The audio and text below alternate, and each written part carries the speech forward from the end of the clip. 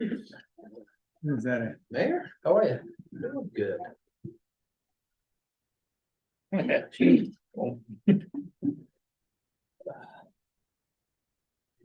See it?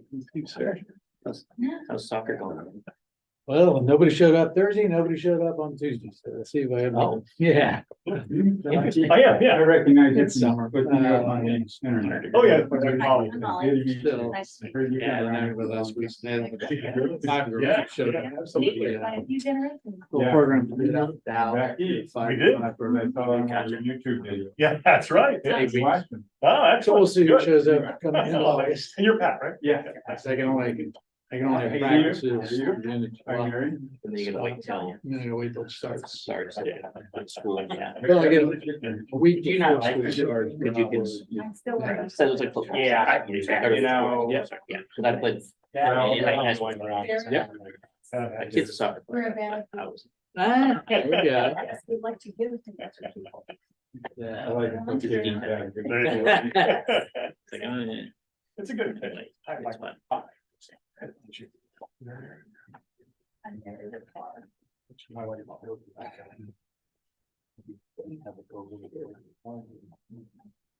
I've really been. Yeah, I was always in college, you know, get there 2 weeks before. Anybody else really football.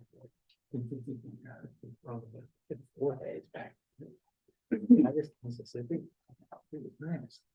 You do. Yeah, no, I've been, I'll just for you, Lucy. I've been down, Hey. and I live in Arkansas, but. Yeah. Oh, where's Hunt. that? It, 40 minutes outside of Little Rock. Okay. Oh, wait, okay, wrong. I went to baseball. Okay. Oh, yeah. Yeah. Well, those are boys. When I went to- Yeah, like one of the greatest. Well, I spent what? month? No. Dropping off. And I take my husband, and they come Now, out. if you shake his hand and not mine, I'm gonna note that. I lived there with my, no, little, less, and then I had. I was in Tulsa, it's been almost a decade there. Yeah. I had a friend in Huntsville, so I go to Huntsville a lot. So I spent a lot of time. Oh, yeah. Oh, Watchtower River. Yeah.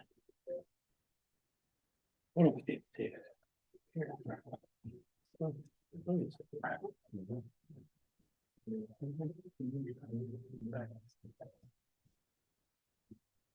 What's the last one?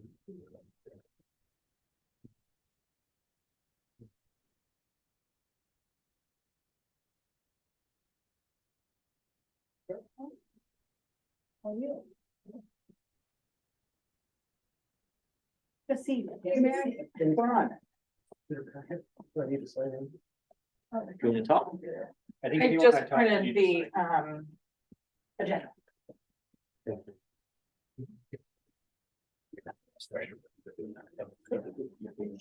What have you been up to? What's in your wine? Yeah.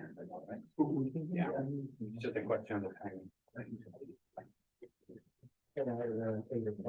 Yeah, so that's, if I haven't gotten out by 8, I'm gonna push it out. If I check everybody else, yeah, so if I don't take yours, then, well, then that'll be some favoritism.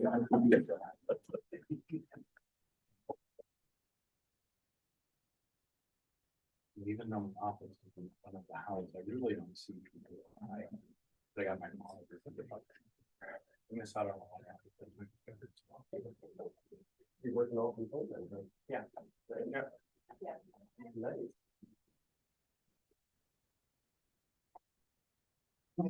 Reasonably, just can't do my thoughts really power. You know, it's just not, if I had to commute and not restaurants. You know, which is what I do before COVID hit, I would, I'm struggling with that whole, why am I still working? Many years of commuting. Oh, yeah. Yeah, there's one additional one on the. And then worst thing is we did some 25 miles, so we could get anywhere from 15 minutes, but we did get anywhere around 21 miles. It's not. Gravel is the back. I read it earlier. That's right.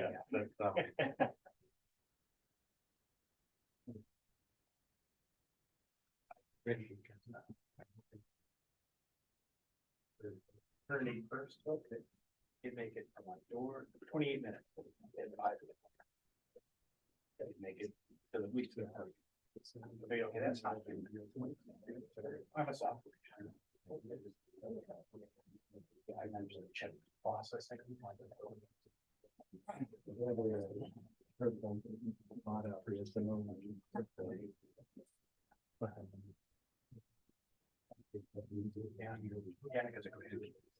So I wanted a job on the east side of Portland because we knew we were going to be living in the core. My grandkids were like the same. So but that, it's not that I massively. I don't. Well.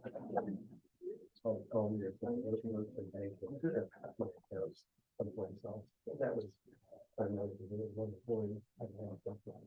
Yes. How are you, Robert? Pat, I'm well. How are you, sir? Good. Thank you.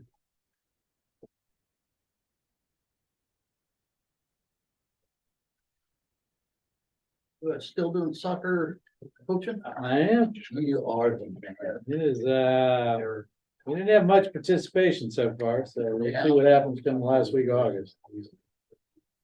You got an assistant? I do.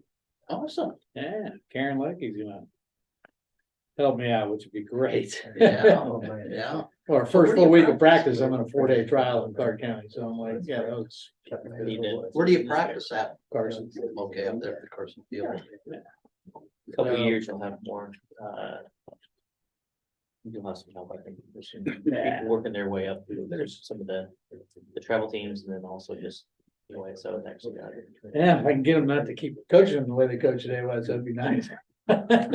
Well, finding a coach at all in AOA, so Oh, is exactly. is a challenge. I mean, I had, myself, Okay. fortunate, I had people who know soccer, Yeah. and like Johnny, Right. Yeah, that's coach for years, it was great. Yeah, And then, this is Joe, who played all the way through and is very knowledgeable, Oh, yeah. so he's had good coaches come up, and I also know some of the other teams weren't as fortunate, and that's, it's it's a roll of the dice. Oh, yeah.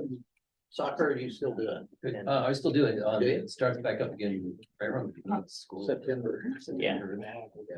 Now, do you do it for the official association too, or you just do it for like AYS? Okay. It's been 2 years since I've got anything outside of that. Yeah. I know they're always looking for more riffs on the high school, middle school side. We met Travel. Oh, yeah. Yeah, they don't pay enough for the travel, the time and. When I was living in San Diego, I was doing a club and high school, and it was, the travel distance wasn't as a good distance as it is around here. Yeah.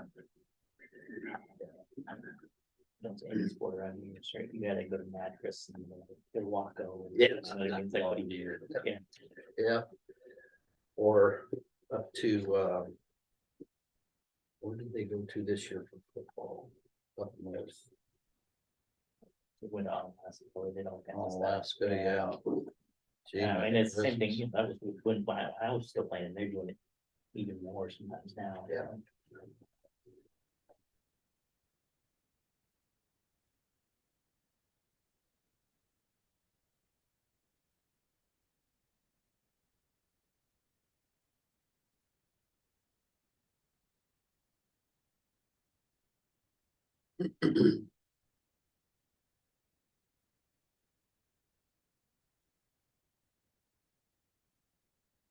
Yeah, anybody made a? All right, I'd like to call the meeting to order, 6 o'clock. Thank you all very much for being here. I would invite you to stand and join me in the pledge of allegiance. Pledge allegiance to the flag In the United States of America, and to the republic for which it stands, one nation, under God, indivisible, with liberty and justice for all.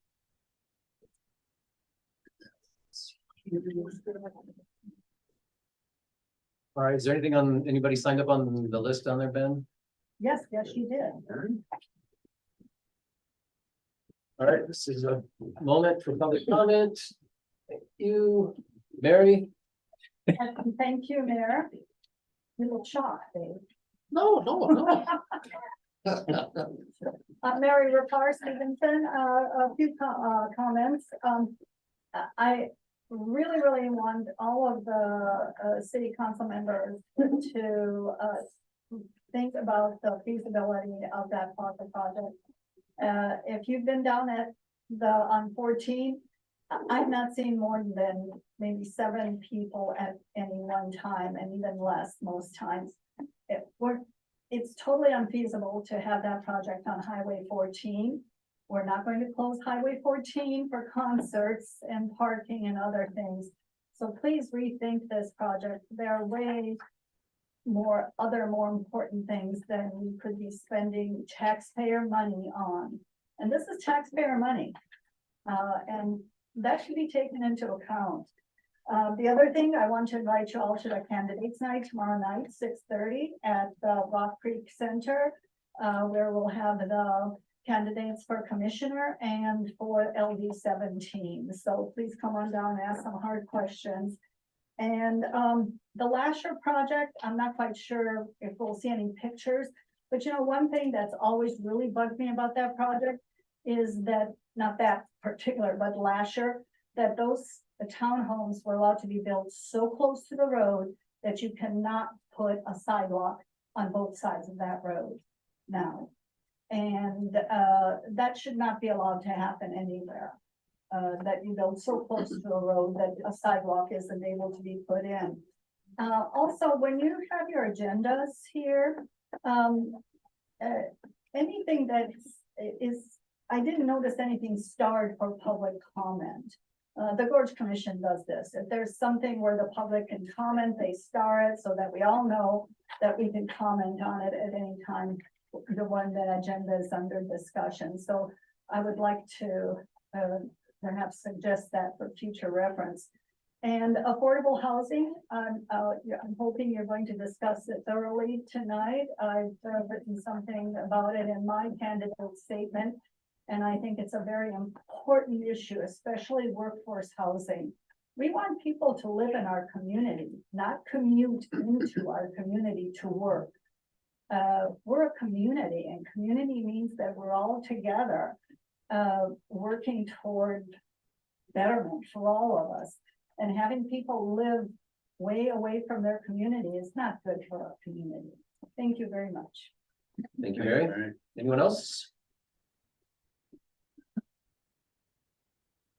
See any hands? There were a couple changes to the agenda. Those are detailed here in front of you. Consent agenda. I would entertain a motion to approve the consent agenda. I would like to ask, can we have discussion about one of the items? Item C, the minute. We'll just take it out and we'll approve the rest and we'll go immediately into discussion on the minutes. Okay, thank you. I'd like to make a motion to approve consent agenda items A and B as presented. Second. First and second, any discussion? All in favor, say aye. Aye. All right, so let's talk about item C. So Go ahead. I was gonna say, so Pat requested, the motion for the Park Plaza item be reviewed. And in viewing the video, the motion will be revised to read, to not approve the contract amendment with Understory Landscape Architecture at this time and put off a vote until November. Okay. I have a question for Mr. Muth. Yeah. The motion that we voted on did not pass. Correct. But there was no rebuttal motion to do something else with that particular contract. So is the contract still valid at this point as far as being able to move forward with it if they decided to pare it down or something else like that? Because all we did is vote, we made a motion, we voted on the motion. Right. We weren't able to go yay or nay on it. And so basically it's still hanging there. Yeah, any council member can bring that item back up on the agenda. Even though it was voted on at one point, the topic of the Park Plaza, topic of the contract, Now, obviously, the vendor may make its own decision as to whether or not they want to pursue or proceed with the new contract or the amendment of the contract. That we can't control. But at this point in time, the council has the legal right to bring that motion back, modify the motion, make new motions on the Park Plaza project at any time. So if I understand that right, then if the SBA came in and said, hey, these are the changes we want to make with this Plaza project. Would the council reconsider? That is an option. Certainly, yes, so long as we communicate with the vendor and make sure that they're still in agreement and willing to provide a contract for those terms and conditions. Okay. Yeah. Thank you. Mhm. We're ready now to approve the minutes. So the motion would be to approve the minutes as corrected. That's correct. I make a motion to approve the minutes as corrected. First and a second, any further discussion? Aye, all in favor, say aye. Aye. Alrighty. All right, sheriff's report. Good evening. You have been supplied with the the monthly statistics for June as well as quarterly statistics and the quarterly information that's relevant to our training. So just trying to see if you have any questions about the documents that have been provided to you. Under Sheriff, I didn't see anything in regards to Deputy, I can't pronounce his name. Uminski or, Umaneski, he's Yeah. currently in the academy. oh, he is, Yes. okay, awesome.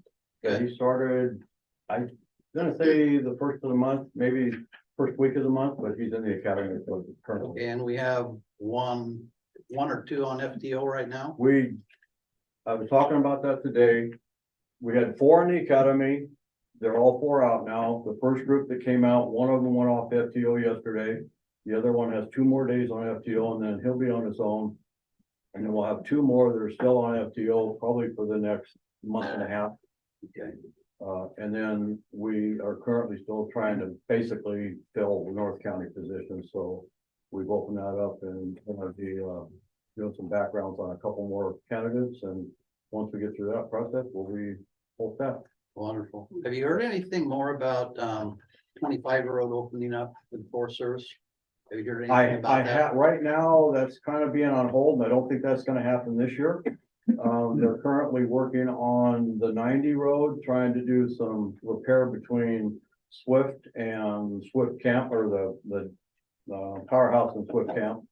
So that's supposed to be starting here relatively soon. There'll be night closures, and then they'll be allowing traffic to go through periodically during the day, but there may be delays on that. So that's the main road that they're working on right now. But I think the 25's been put off till next year sometime. I wish they would not put that off, because that's a real draw for this area down Oh, here. I understand that, but So, yeah, we're dealing with the I Forest know. Service.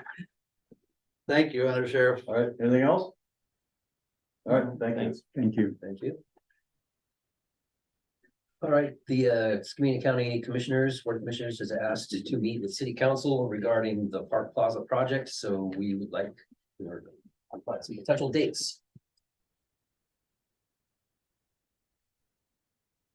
They tend to have their meetings on Tuesdays, so if we can put it on a Tuesday, that would work nicely. During the day is better.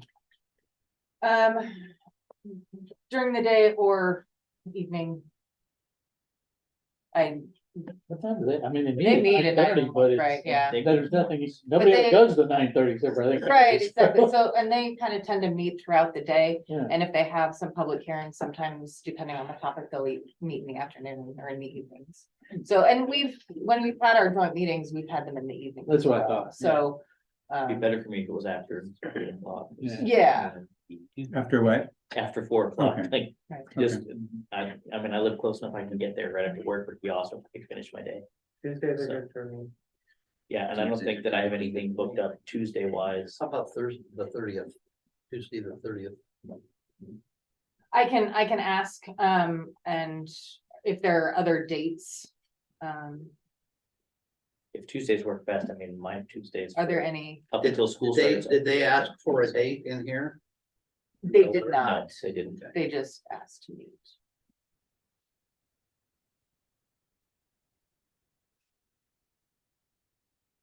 And it would have a remote option as well. Sure. Yeah, like I said, the only thing is Tuesday's just fine with me. Okay, if they can do after work, I could make some things work.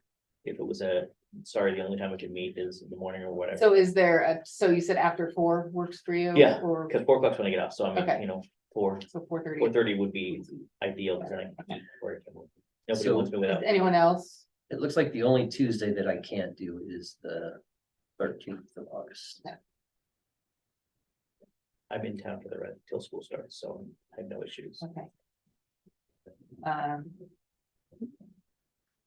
And does after 4:30 work for everyone? That's. Pretty easy Tuesday. Because if it's a hard no and they have to do it in the, you know, if they're one of their 9 o'clock in the morning meetings, I'll do what I have to do, but. It would be ideal. Got it. August sixth, I will have to remote in, but other than that, I'm available.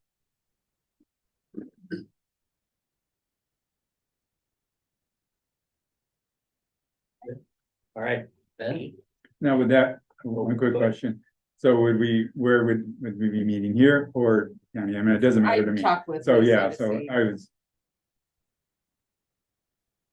I think the last time we met downstairs in the community, in the Mhm. Public Works building. yeah, and that would have to be probably noticed. It is, public, yeah, yes, okay. for both of us. Ben? Lasher Street. Lasher Street, we have legislative, direct legislative funding to improve Lasher Street. The contract before you is a contract between the city and the state to get going on the design for Lasher. That's on the kind of west central end of town, going from Vancouver Avenue up to the Cascade Village Apartments. That's an apartment complex that doesn't have any sidewalks serving it at all. Several families there, close to the schools, within walking distance of schools, and it's not safe. We engaged them in 2021 about where they need a sidewalk the most, whether they want a sidewalk, and if so, where they need it the most, and we came up as Lasher Street. So it's a project that community wants there. We were able to turn it into support from the legislature. This design phase funding will get us to construction ready documents, ideally for next year. We're trying to balance out where the rest of the construction funding will come from for that. So still very hopeful that things can come in for next year. $350,000 contract with the state allows us to go out for consultant support to do the design. One of the public comments tonight mentioned Lasher Street and the construction that's next to that. Those buildings there at the southwest corner are compliant with our setbacks. So the driveways are 20 feet right there. People park in those driveways and oftentimes they're hanging out over or toward the curb or onto the curb. And so the issue isn't where the buildings are placed, it's where the curbs are placed. And so this design phase funding is going to look at some alternatives for that area, potentially shifting the roadbed over to allow sidewalk in that location, or at least a planter strip or something to prevent that parked vehicle conflict. So, known issues that we're hoping to address. And that would be a no parking along the street right there, probably, depending on the width of the street. The width of the street is 60 feet. And so within a 60-foot corridor, you can have a sidewalk and a planter strip and a parking lane and a drive lane and a drive lane and a parking lane and a planter strip and a sidewalk. If we're ready to construct that, pay for that, if we need that sort of corridor there. More will be known through this design phase. Thank you. I move to approve the local agency agreement for the Lasher Street project for a total project cost of $350,000. second. First and a second, any discussion? Can I have a couple questions of Ben on this that I didn't get a chance to ask? So, okay, city money, the 350, is that city money? Then, okay, It's pass through monies, state funding. Okay. And so the city will have to incur the cost and then request reimbursement for it. So it's city money first, but will be reimbursed. And so the design could change the total expected budget at some point, but we don't know yet. Okay, and I think it's a really good project, so my questions aren't meant to be viewed as critical of the project, because I think it's a good project. So do you have any ideas how many city dollars, if things go as projected, will be involved in the project? We have a grant level cost estimate of $2.3 million for the corridor. Currently, we have $800,000 allocated to the project from the state. That's a no match requirement for that 800,000. As we're looking for the other sources of funding, we want to get that as close as possible to zero. There's a very tight needle It's to possible. thread to do that. And so we're exploring those options right now with 2 to 3 other funding sources. Is that 350 come out of that 800 or is that? Yeah, part of it. Just one more question, then I'm done. The pass-through money, if we were to spend it and do the design, and for some reason we didn't get the final funding to do the project, is there any requirement that we pay something back? Or, I mean, do we stand any risk if in the end we don't get final funding? I don't know the answer to that. Okay. The risk is definitely there with federal funding. This is state funding, Okay. all federal funding. This Okay. is state funding, and so I don't know the answer to that programmatically.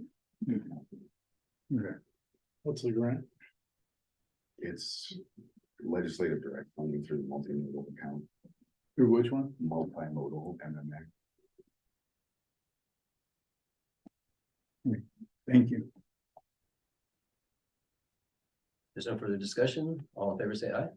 I, Any opposed? Thank you, Ben. Liana?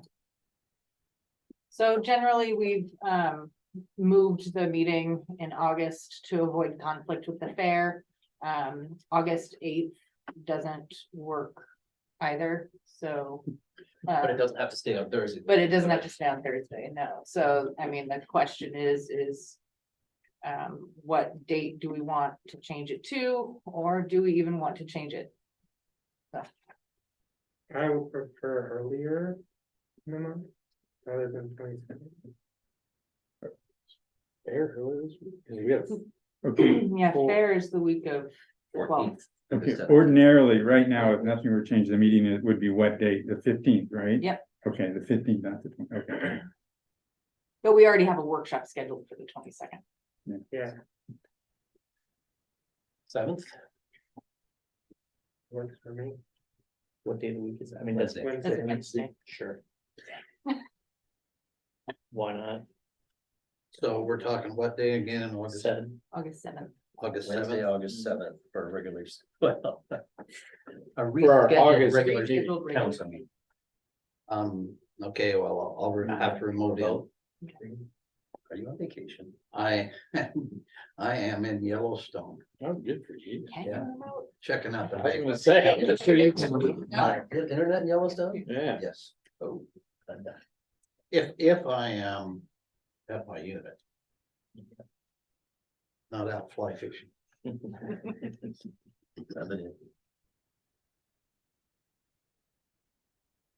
All right, does that work for everyone? Yes. Perfect. Can you send it? Yeah, if you send a reminder, I'll add my calendar. Thank you. Mhm. Liana, you're up again. Affordable housing, so, we had been meaning to do, a sort of a brief overview on the topic, and so there's the memo with the tools that are available to cities, for Cities in general. cities in general. And then as well as what, Stevenson has done related to what we're able to do. So was the idea to have a deeper dive at a workshop? And this is just kind of teeing it up, or are we doing a deep dive right now? Discussion right now. So that's the question. Are there topics that you want to do deep dives on? How do you want that deep dive to go? Staff doesn't have the bandwidth to devote to some of these topics. So for example, they're very intertwined. So, for example, the sewer ordinance discussion is directly related to density. And so decisions related to whether or not or how aggressively we extend sewer then also impact how dense the housing can be, which drives prices down. So it's all interrelated. None of these, though, are silver bullets that happen immediately. They're all long-term impacts. So if you make changes, you probably won't see them for 10, 20, 50 years. But if you don't make any changes, you will, Kick the can down. yes. And change is inevitable. It's just a matter of how you want to drive it.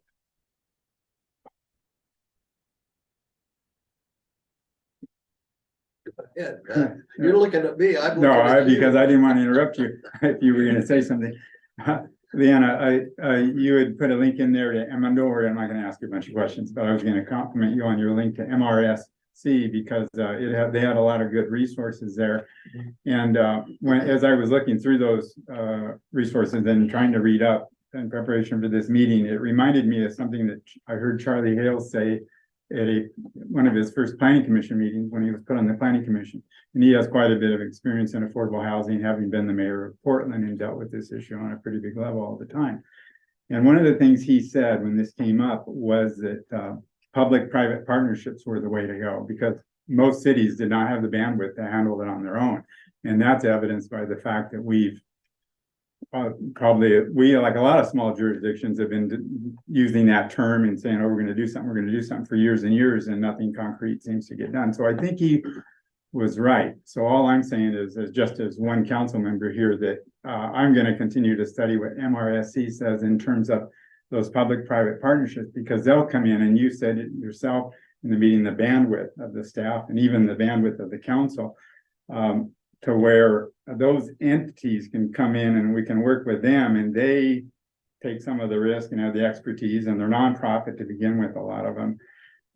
Now there's one more comment, then I'll stop at my rhetoric here.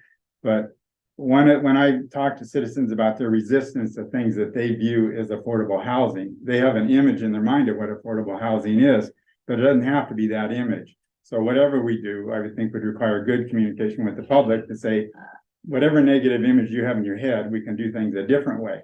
We don't have to have it in 10 years that look like tract housing and such and that. We can actually have it to beautify our city. So I don't know, it's not an easy subject, but I just think partnering with others is gonna have to be the way to go because of our funds, limited funds. So anyway. Those are my If I may, Mr. Rice, you're absolutely right. About 8 years ago, I brought a public-private project to the city. We were attempting to do work out in the North Bonneville area. It was not a nonprofit work that you couldn't get anybody nonprofit who was willing to invest in that. But I would encourage you to contact the Umatilla Housing Authority, UHA. They just finished a project where they had 22 houses that were built. Contrary to what you said, it looks a lot like tract housing because I've been out there several times, but they were working with some nonprofits in order to facilitate the construction and development of at least 22 units. So just something that you may want to look at if you get a hold of Umatilla Housing Authority there in Umatilla County. You know, one thing, and Ben, you talked about this quite a bit about incentives for developers and how to leverage those incentives to maybe look at affordable housing. You know, I look at places like Troutdale and Gresham and some of those outlying Portland areas that are doing the retail on the bottom, housing on the top type of thing. You know, I think we need something similar to Cascade Village, Rock Creek, but yet make sure that it is, and I'm not saying they aren't, but make sure it fits within the design scope of what we want as a city. And I think we still have those areas available to us. And Ben has brought up several different tools that we could have as incentives to maybe draw those developers into the area and move forward with that type of thing, so. It's definitely something that we need to take a look at, because, you know, when you start looking at rent at starting at $1,500 a month. The guy flipping burgers down at Big River Grill isn't gonna be able to afford that if he's got a couple of kids. When I came to work for the sheriff's office in 1981, my wife and my 5 kids and I could, even though I was working for the county, we could apply for welfare assistance. So I get it. I get it. I just want to comment on like what it means to be affordable, so as it mentions, as it's defined there is different from the 30% rule, so if we look at the 30%, 40% of the population has an income below 50,000. So 30%, that would correspond to a rent of $1,250. But 30% have an income below 35,000, which corresponds to a rent of $875, and 15% have an income below 20,000. I'm one of those, which would be a rent of 500 or less. So 40% of our housing should be $1,250 or less, but 30% of it should be $875 or less.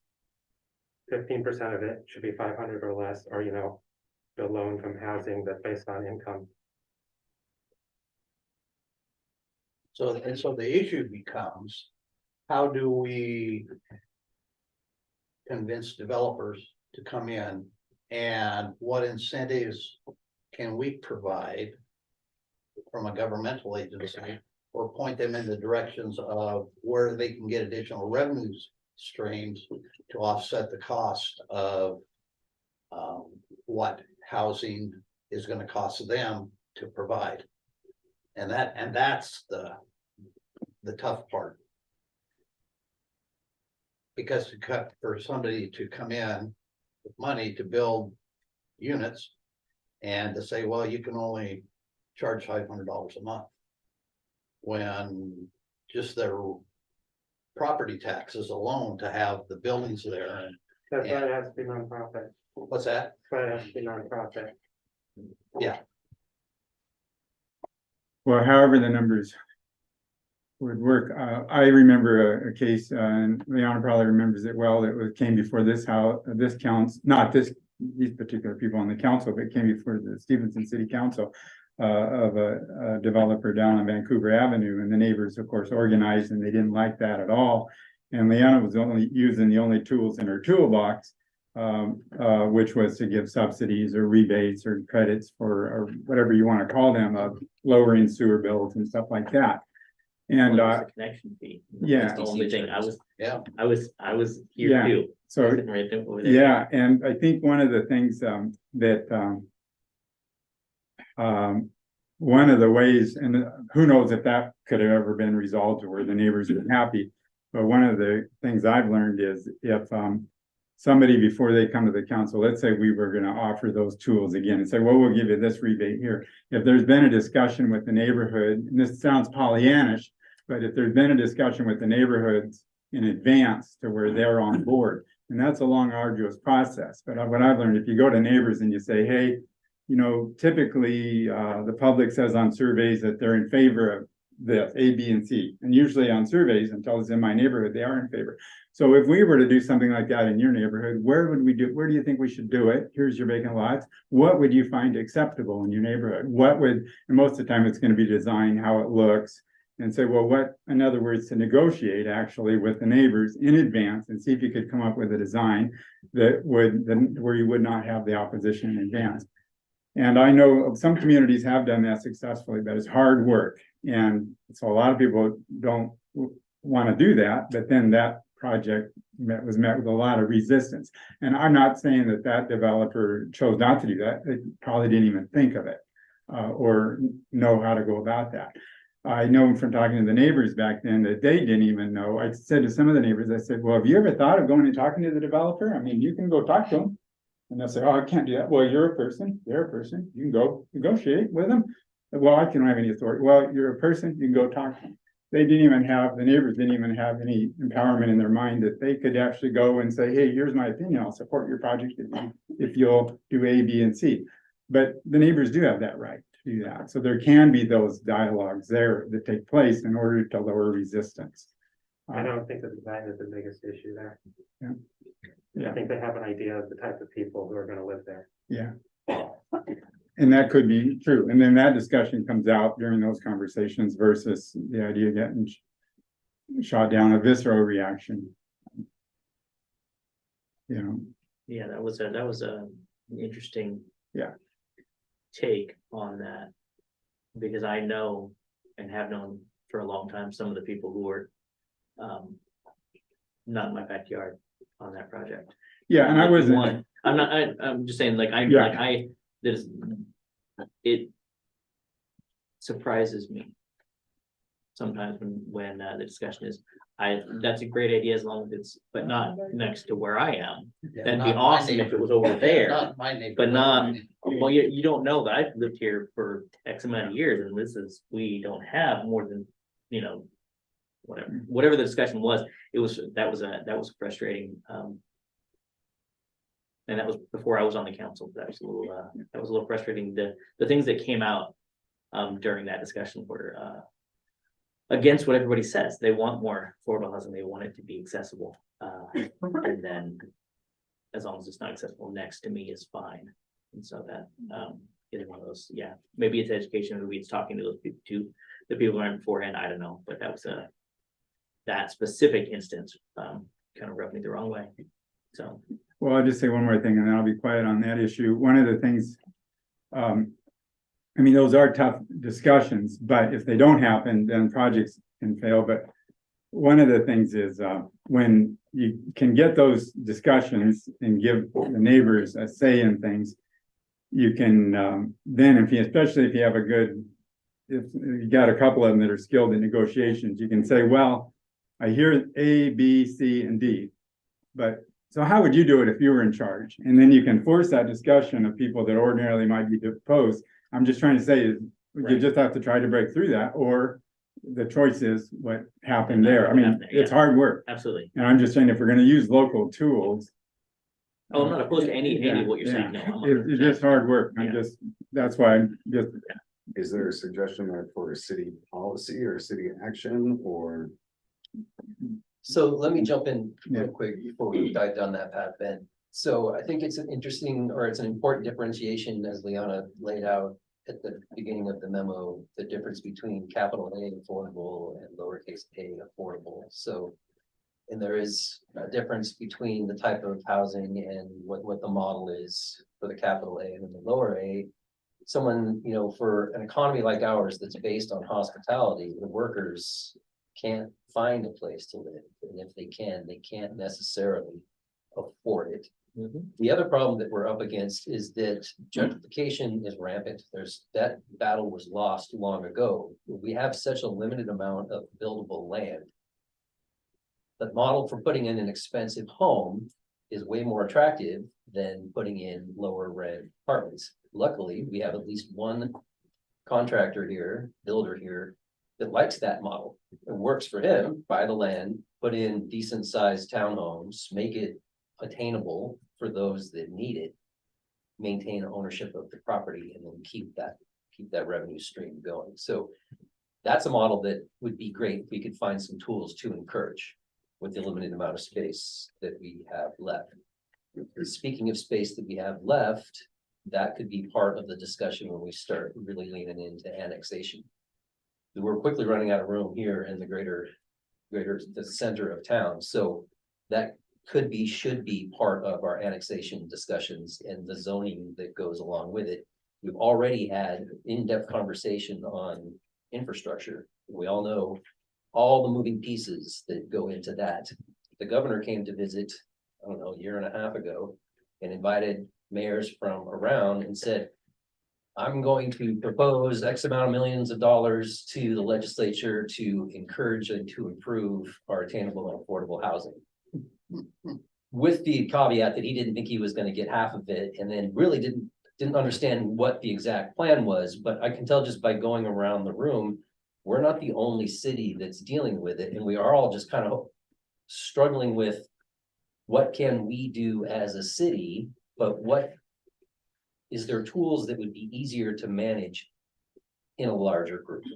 So whether it was started with the state, or if it was just a consortium of cities said, okay, here's what we can all work on and work together.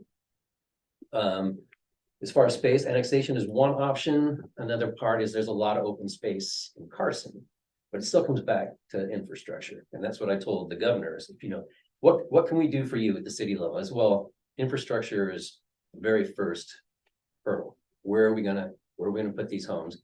And who's gonna pay to extend the services that are gonna make that possible? I think that another issue that we're having is available buildable lands are going to second homes and Airbnb. So that's another tool that we should consider at least taking a look at and finding a way to maybe look at the zones and say, this zone okay for second home and Airbnb, these zones not so much. So I think that's another tool that we can examine. I was gonna ask, can we simply prohibit short-term rentals in residential housing? Don't know. But that's something. we- And a second. Not as I a don't- carte blanche, I don't can't think do I it across the board. I don't know that we What if you have an can- exception if it's the owner's primary residence? I'm not sure that's an exception that can be applied to ownership. Because what you're doing is constitutionally taking property then by restricting their use. Right. Not to say that it doesn't happen in HOA communities where they have an SDR. Zoning, though? I mean, I'm sorry, I didn't hear. How's it different than zoning? Well, zoning, zoning is citywide. Zoning says we're not gonna allow short-term rentals in here, then you now just told them what they can't do with existing property. So if it's currently zoned for residential, then it's zoned residential, but then you'd have to then take the caveat commercialism out of that. So it depends on, again, you can't make a blanket across the board. You can't have short-term rentals within the city of Stevenson. Well, so they. There are restrictions. You can say there are only a certain number of licenses that we will give out, that River is pared back, Bend is paring back. what if you say short-term rentals have to be legally a hotel? You get a nice discount on sewer rates. I mean, you can come up with some models to see if those fly, but Well, there's no exceptions. On Honolulu, maybe it's just Waikiki, but the zone says that if you're short-term rentals, but it's a minimum of 30 days. Yeah. So of course, there's the behind, hey, somebody comes and knocks on the door, you're here for 30 days, right? So I think that's another tool that we can at least examine. The other part, kind of circles back to the desire. We have a mixed model now, with the Pioneer Building. And that owner has made it affordable, or at least attainable. But in a cute little downtown, if you do mixed use, maybe you want to make that upper scale townhome. So it's finding a way to incentivize these property owners to see the light on providing something that's attainable. And then an interesting note, when Chinnedeer, it was very contentious getting Chinnedeer pushed through the planning commission. And one of the caveats was no low-income housing, or at least no affordable housing. When it came back around, and I forget what the trigger was, why they came back in front of city council looking at our planning commission. And the planning commission said, this is not right. We would actually like to encourage more attainable or at least affordable housing.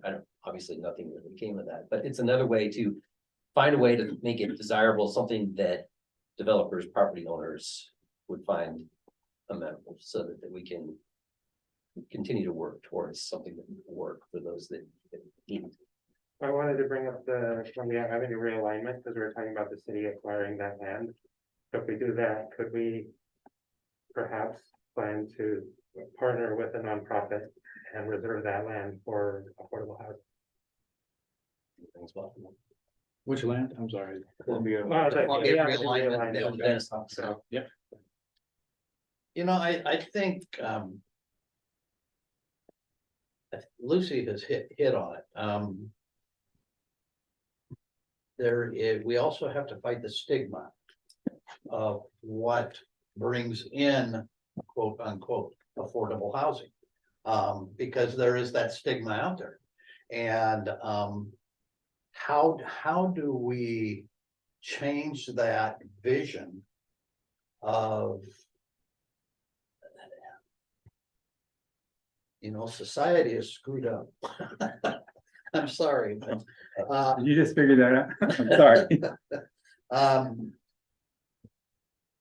I mean, we're all humans and we need to figure out a way to work through these issues. And just because you require affordable housing, that doesn't mean you're gonna end up with a bunch of abandoned trailers alongside the road kind of thing. That's not what affordable housing is. And the people that we are targeting are the people that need housing, that want to better their lives, and we want to be able to somehow provide a way that they can do that. They're the people who serve you at restaurants, they're the people who watch the pictures at restaurants. They're me. They're people that clean houses. There's a lot of hardworking people that need a place that's affordable. So, anyway. Right.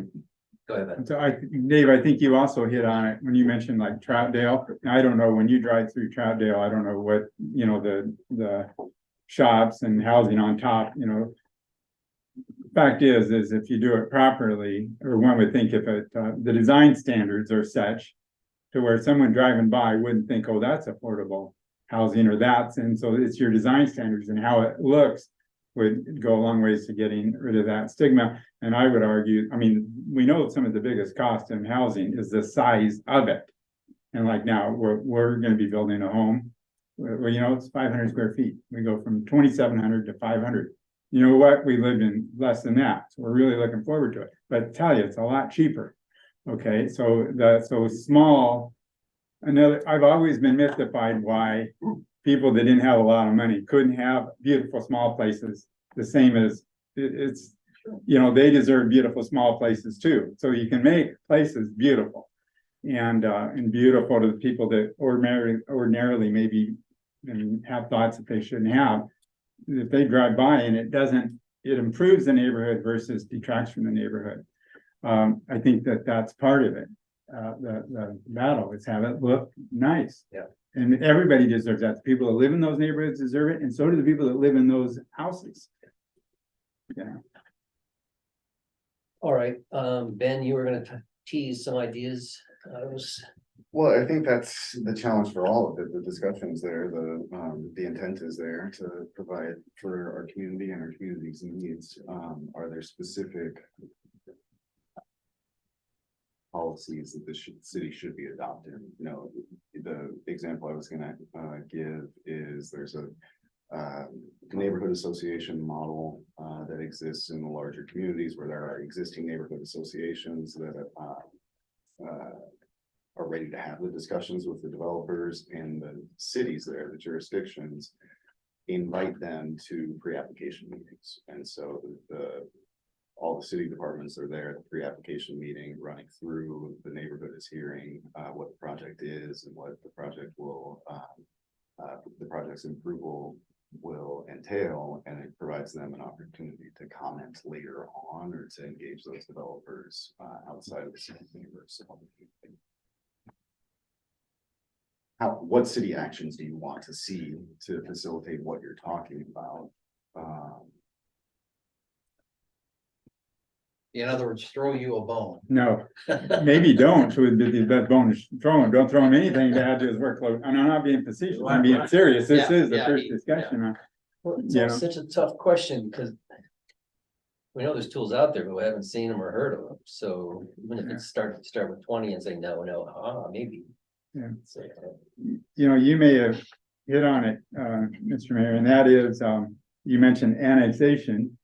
And I had mentioned Charlie Hales. Well, who's working on the annexation issues and the planning commission? I'm aware Charlie Hales is working on that. So I'm wondering if you can meld those two together. And we know, and he definitely probably has more experience on that than all of us put together. And just say, hey, in other words, we don't have to solve it tonight, nor do we have time, but just, can you throw that into the mix if you?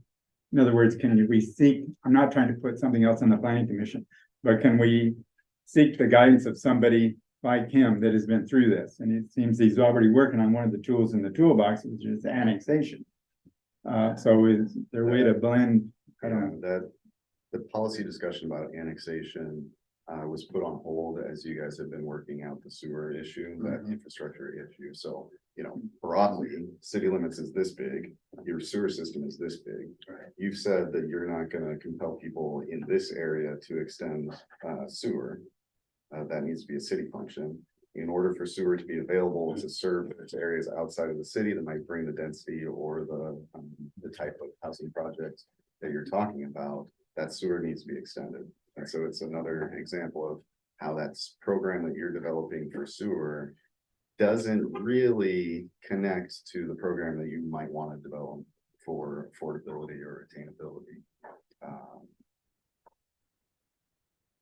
Those are decisions that you guys went into with open eyes and made it. And of course, developers on a project sometimes will extend sewer lines, you know, too. So in other words, that would be a factor in going forward. I mean, you know, partnerships mean maybe the stars align.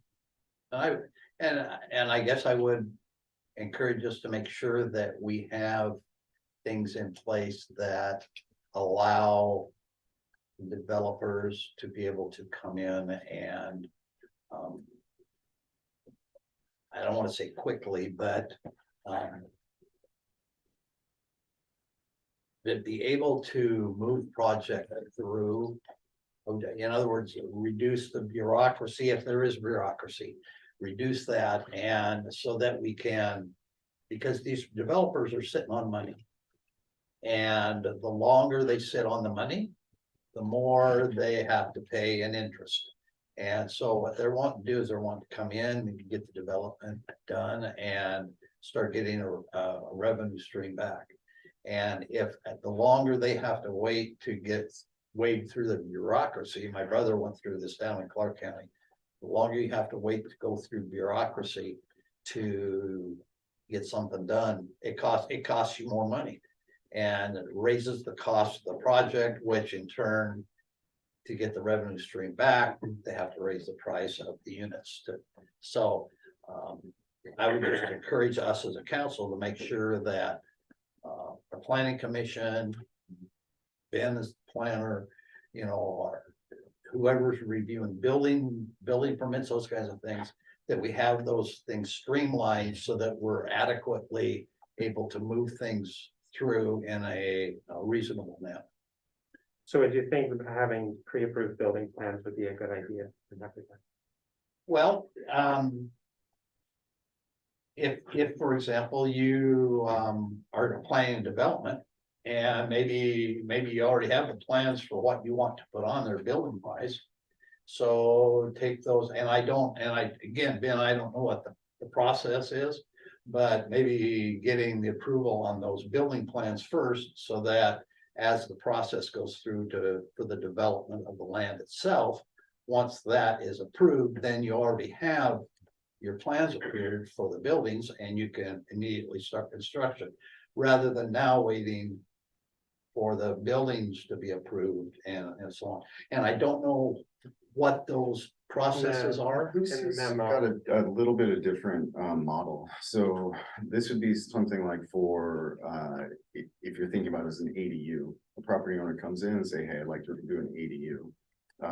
In this model, you essentially have a menu. Oh, you would. Here, great. Here's a list, or here are a set of building plans that are already approved. You're not going to incur the plan review fees for that. You're not going to incur the design fees for that. And the engineers, you can pick those. You can still design your own. This is the easy way. This costs you less money. Yeah. And you can do that for an ADU. You can do that for duplexes or fourplexes or multi-unit development. Also, there's some cost to do that, if we're gonna tailor it to Stevenson specific expectations. There are other communities that are out there doing it. What do you think is like the order of magnitude on that cost? I haven't investigated that. The reason why I am on it is when it comes to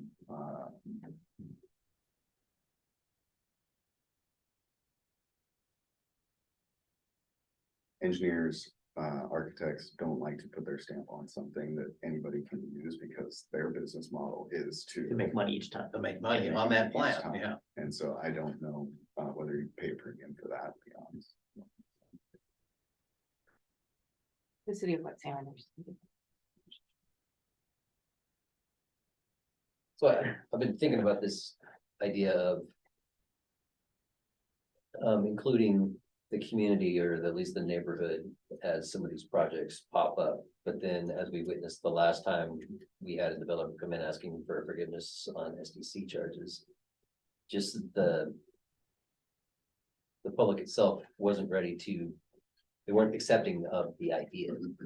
So the notion of them sitting at the same table wasn't even part of the thought process. So I think that there's, not only are we looking for tools, but we're looking for ways to adjust mindset. And that's where the thing and I'm not suggesting this, but the city owns land where, you know, that was gonna be for a fire station one time. And one of the advantages, and I'm not suggesting that, so I don't wanna start that discussion, but we could just use that land for that, because I think that would, any off the cuff remark like that would be premature, because who knows? But I'm just trying to say is that, sometimes these big things is just the stars align or they don't, simple as that. And so sometimes, when, who was it, Mr. Mayor, when you mentioned annexation or whoever it was, the reason that sometimes you can get land and use land that nobody's threatened by. And it doesn't mean you put it away from them, because not at all. Sometimes the stars align where you don't have opposition because it's not, it's just, you just happen to have land that it would work perfectly. It's close to the city. So annexation as the city grows, I mean, might be key. I don't know. I just thought if I all of a sudden were God and I could pick what to do on this, I think, well, I would just, and I hate committees and task force and all that, but I'd have a task force and I'd say, okay, I want a developer on it. I want this, a city person on it, a bureaucrat, and I don't say it in a negative way, on it. And I want a citizen on it and have them go through this with a practical, get somebody like Charlie Hales on it, 4 or 5 people, and just have them study this issue and say, hey, given what we know about this community, this is what we come up with. But what I'm trying, and the reason I say that is there's people a lot smarter than me out there, like the developers and stuff that deal with this. Even the city staff here are a lot smarter than I am when it comes to this, because they deal with this every day. So those people coming together and saying, well, realistically, given what we know about our community, what can we make work?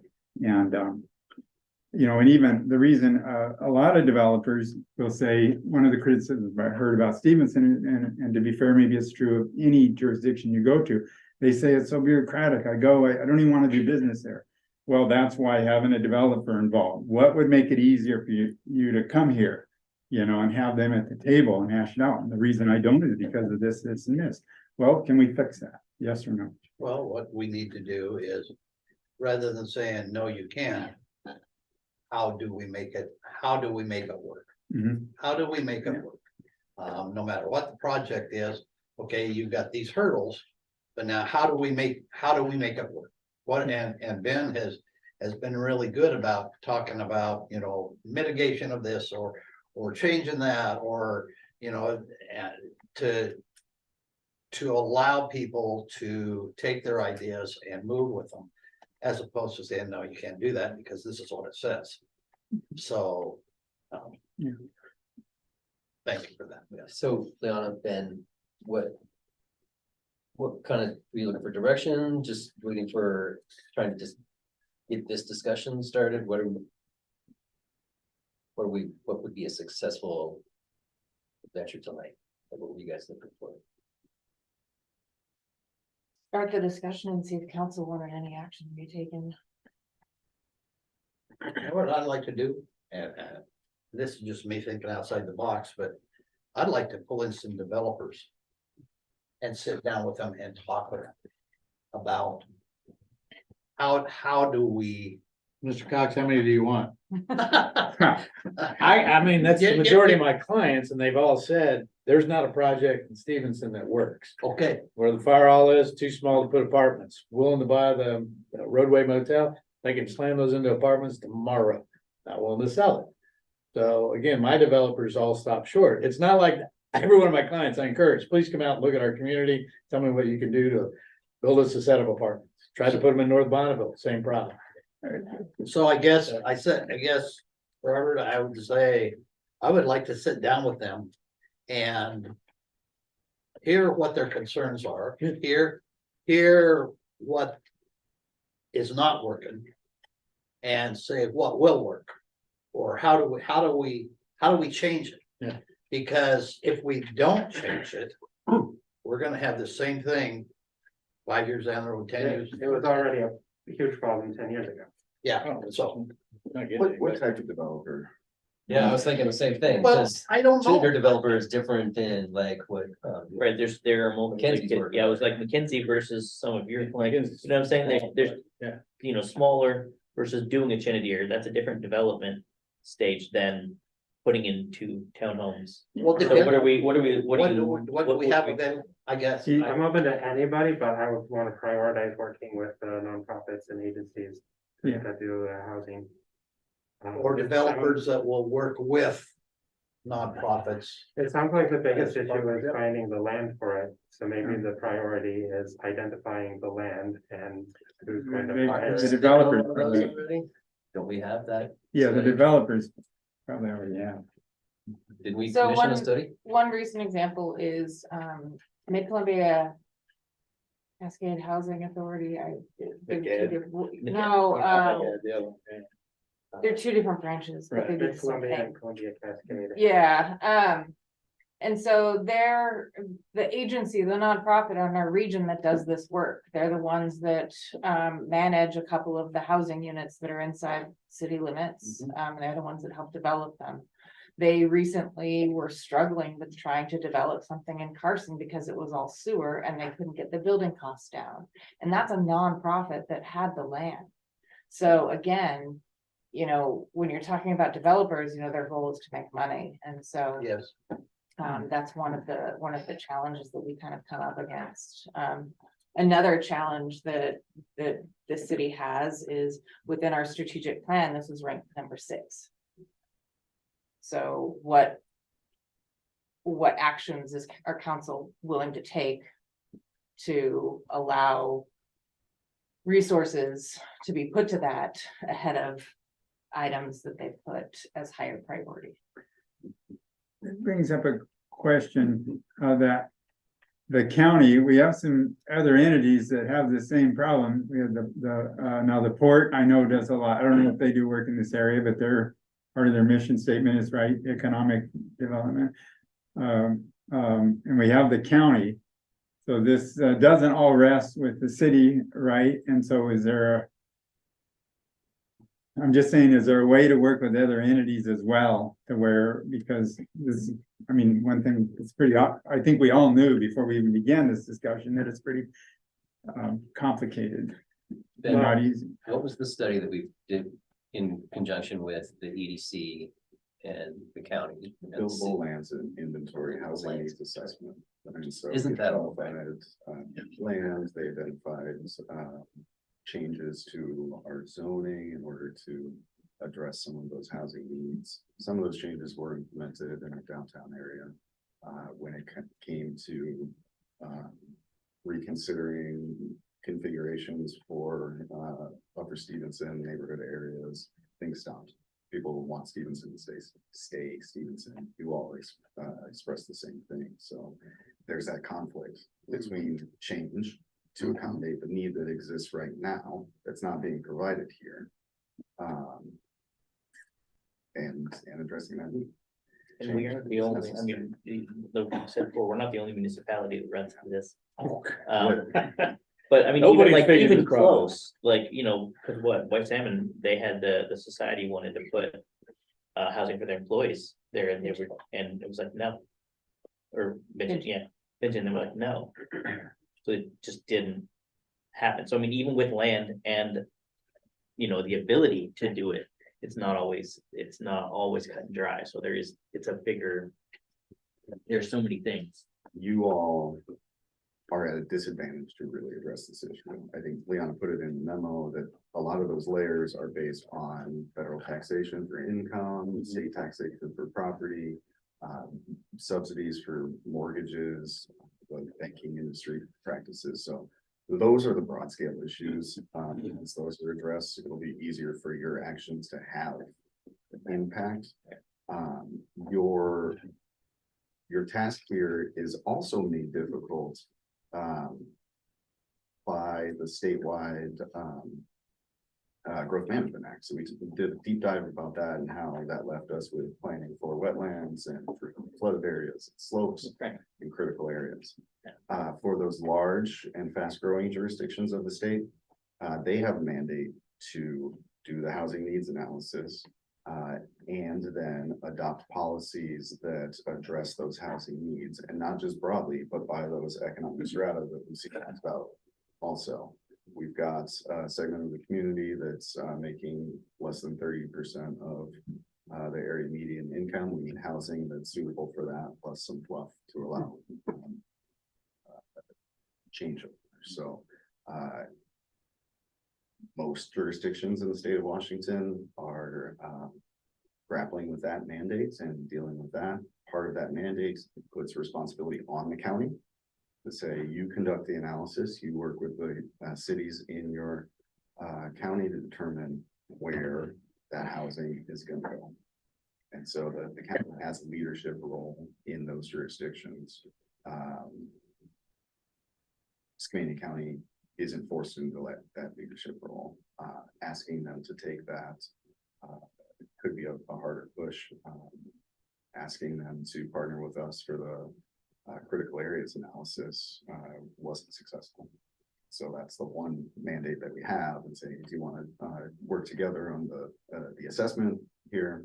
And they weren't interested in doing that. So when it comes to leading a broader scale change, I suspect that will be difficult for the city to get them to really embrace that as a responsibility of theirs.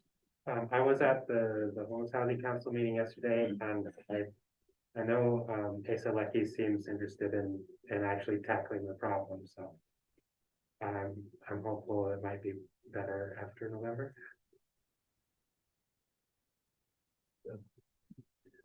I think it would be, in other words, I don't know if we've gotten into this enough where we could say, give staff direction and say, do A, because I just would, in other words, I don't feel I know enough to give direction at this time as one person. It's just one of 5 votes or one of 4 at this point. But I'm certainly willing as one person to learn, keep learning. And I like a lot of Dave's ideas, you know, in terms of whatever, talking to developers, but then again, for what outcome? So, you know, even that concrete idea, who knows if that's right? You know, so, and Lucy's idea, I think it's positive. If Asa, he's one of 3, and if that. And he's the only one who will be there after November. Yeah, so who knows what could happen? You only need 2 of 3 to say, hey, this is gonna be our policy. We're gonna work on this. So maybe things will change then in November, if there's a problem now, which there might be. I did rank this as my #1 priority, and I'll probably stay that way. Yeah, I don't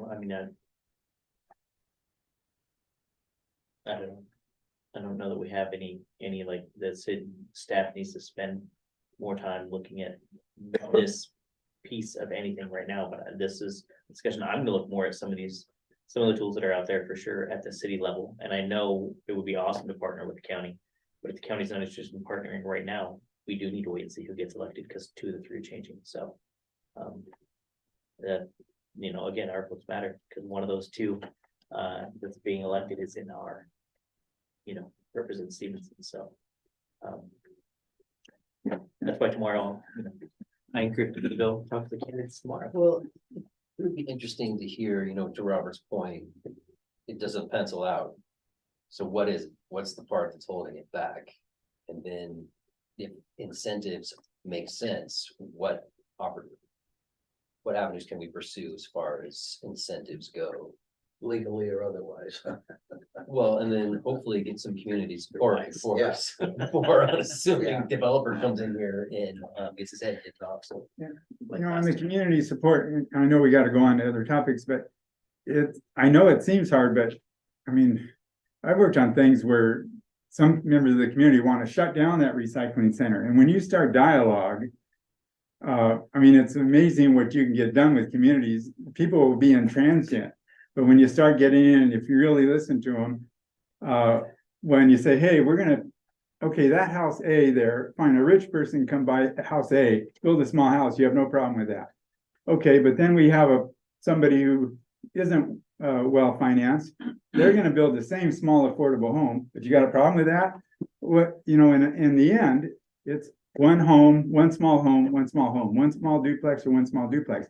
Doesn't make any difference who builds it. So it gets down to the design standards. And maybe it's a marketing thing, calling it something affordable housing. So in other words, hard things can happen.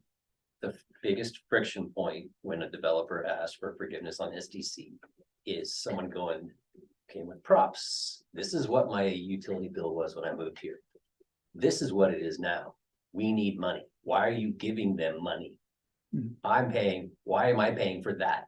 So there's nuance to, it's not just the size of the home. So Right, I know. I'm just saying that in terms of how it looks. And that's an education level, because you don't want to pay $40 for your hamburger. That's why. You know, so it's an education thing, but I realize we're not. Paying 20 now with the extra 10 bucks. That'll be what it'll be. And that was at the bungalow, so I'm just saying. That's what it would have to be for them to be able to afford otherwise, is my point. No, I'm agreeing with you. It's just like the burger price just keeps So, going. I mean, we all want everything, but none of us can have everything. So anyway, all right, so yeah, I agree. Let's move on. Maybe we can schedule this on one of our workshops so that we can think. What more would you want in a workshop? I think That's what I'm trying to get, that's the problem. It's like, we don't, what else would happen in a workshop that's not happening now? So until we get that direction, like. maybe Lucy has it. Maybe we I mean, wait and get the I county. like the public property option, partnership. For pre-approved building plans. And zoning.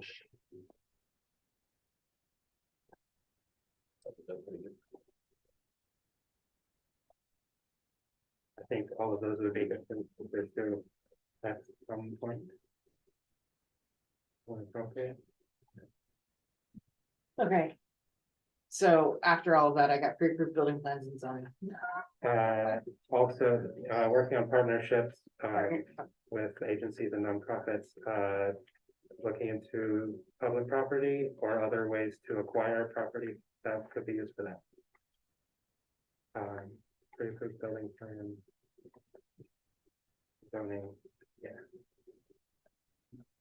And seeing if in November, or now even, but maybe in November, if the 3 new commissioners, we got 1 semi-new and 2 that are gonna be new, if we can work with them, if they work with the county, if that changes. I'm not sure how it is now, but if there can be an improvement, then we can make them a viable partner. But, November, I think that should be an option we explore, but we can't explore it till then. So what I'm hearing is to bring up this discussion after the election, and then also to talk specifically about partnerships with agencies to acquire property, pre-approved building plans, and zoning discussion. So a real small list. Well, I don't have an idea of a developer to bring in for a meet and greet, but I want to run up the flagpole with the staff a little first and make sure that we're not, I don't want to make it look like we're bringing a developer in and handing them a project. Right. It's too- yeah. So, yeah, leave that down a little bit, but then, we'll invite someone in. Pat just said it, that's a real short list, that's not a real short list. No, I was I joking, know, that's all a- being, yeah, yes. yeah, I was just that's an saying action- because hold on, you're- Hold on, that's an action plan of its own. Yeah. And so when you all set out your strategic priorities, this was not one of the what became 5. Right. And so maybe the responsibility, instead of being on staff for this, maybe we can seat that with city council and prime the pump to have some just affordability bullet point built into agenda items, so you all can make the consideration at your level instead of asking us to have a silver bullet for it when it's not a priority that you Already set out, yeah. Yeah, if I have direction, I can look into more.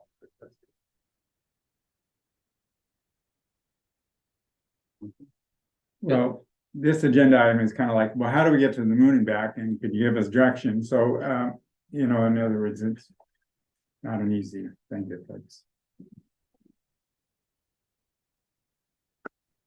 All right. Thanks, everyone. Is this Leona contracts awarded administratively? There's just information items. Okay. Oh, perfect. So then we go down to staff reports. Is that right? Take it away, Ben. It is summertime. It's not as busy now as permitting wise and current planning permitting wise as it has been in past years.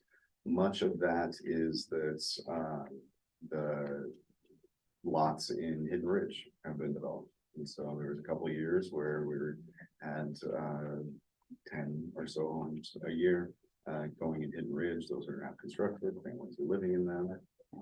Or second home, I don't know who's living in them, but they're constructed at least. And There's Jeff up over there. and while Chinadere is on the market, it hasn't really heated up yet. So we've got 1 or 2 that are go up there. We've got a setback inspection for the first one in Chinadere, but it hasn't really started popping over there. Land development wise, we're not getting requests for pre-application meetings for subdivisions or plats. That seems to be a market that's kind of on hold. And that seems to be a change in the last couple of years. And some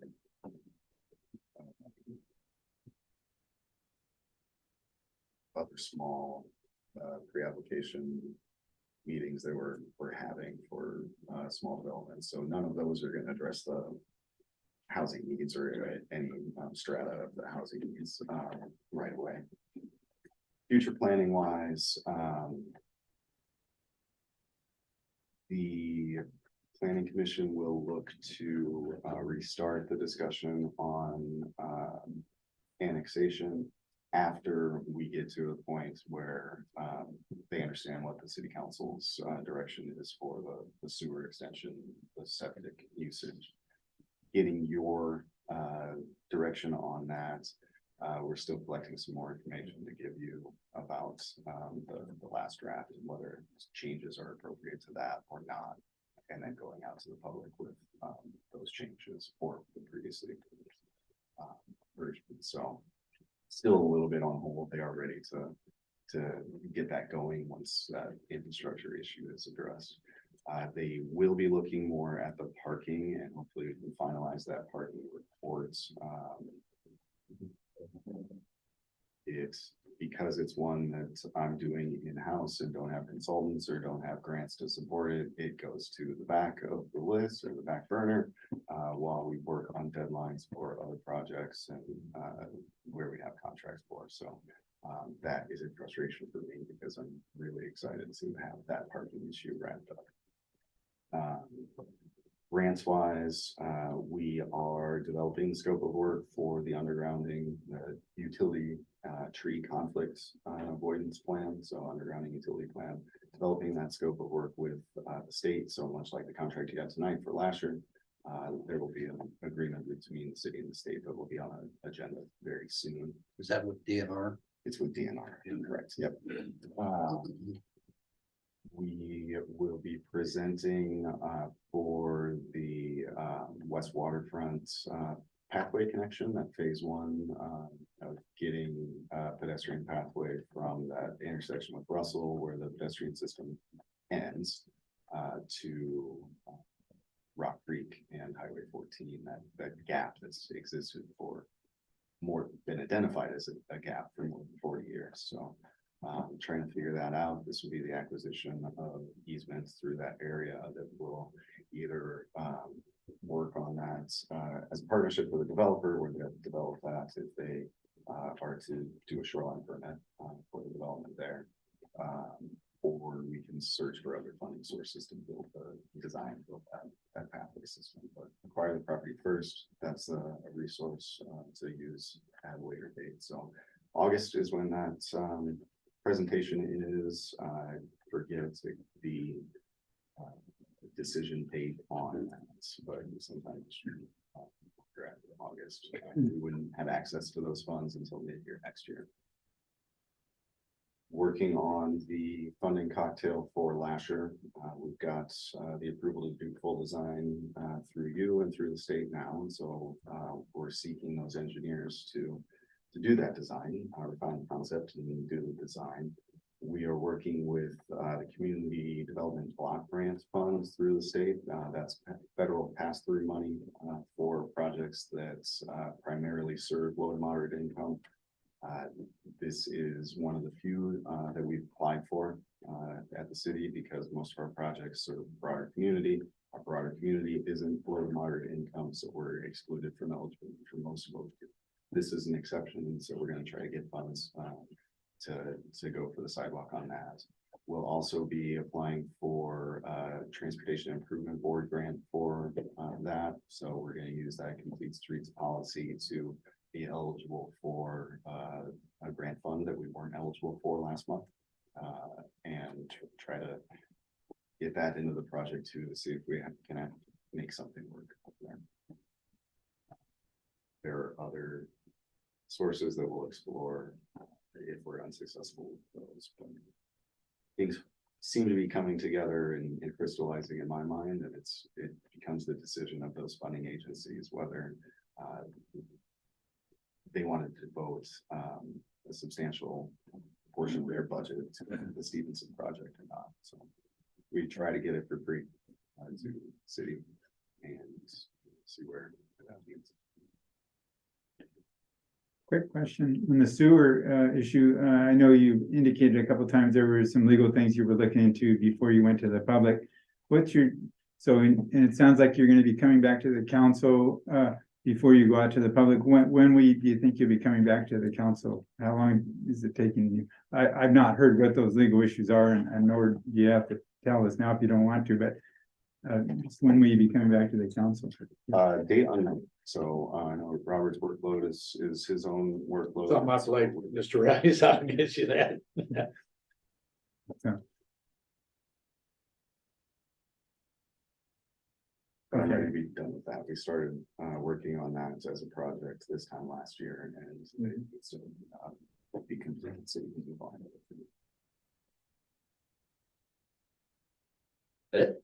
Thank you, Ben. Thank you, Ben. All right, Carolyn did submit, she's gone for a couple weeks, but she did submit her report. So some key points, I'm sure you've all had a chance to take a look, but as part of the greater scheme or scope of the wastewater treatment plant and collection project, pump stations are almost done. And for those that have been around for a while, talking about it for a while, it's kind of a big deal. So really excited to be able to turn the key and walk away. It's gonna be pretty cool. I was talking with Pat Alblot the other day about the cascade that they're working on down there.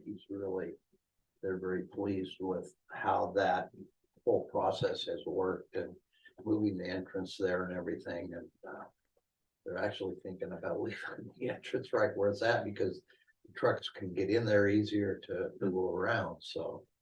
So you may be seeing that come through on a request to leave that entrance there. Make that change, so.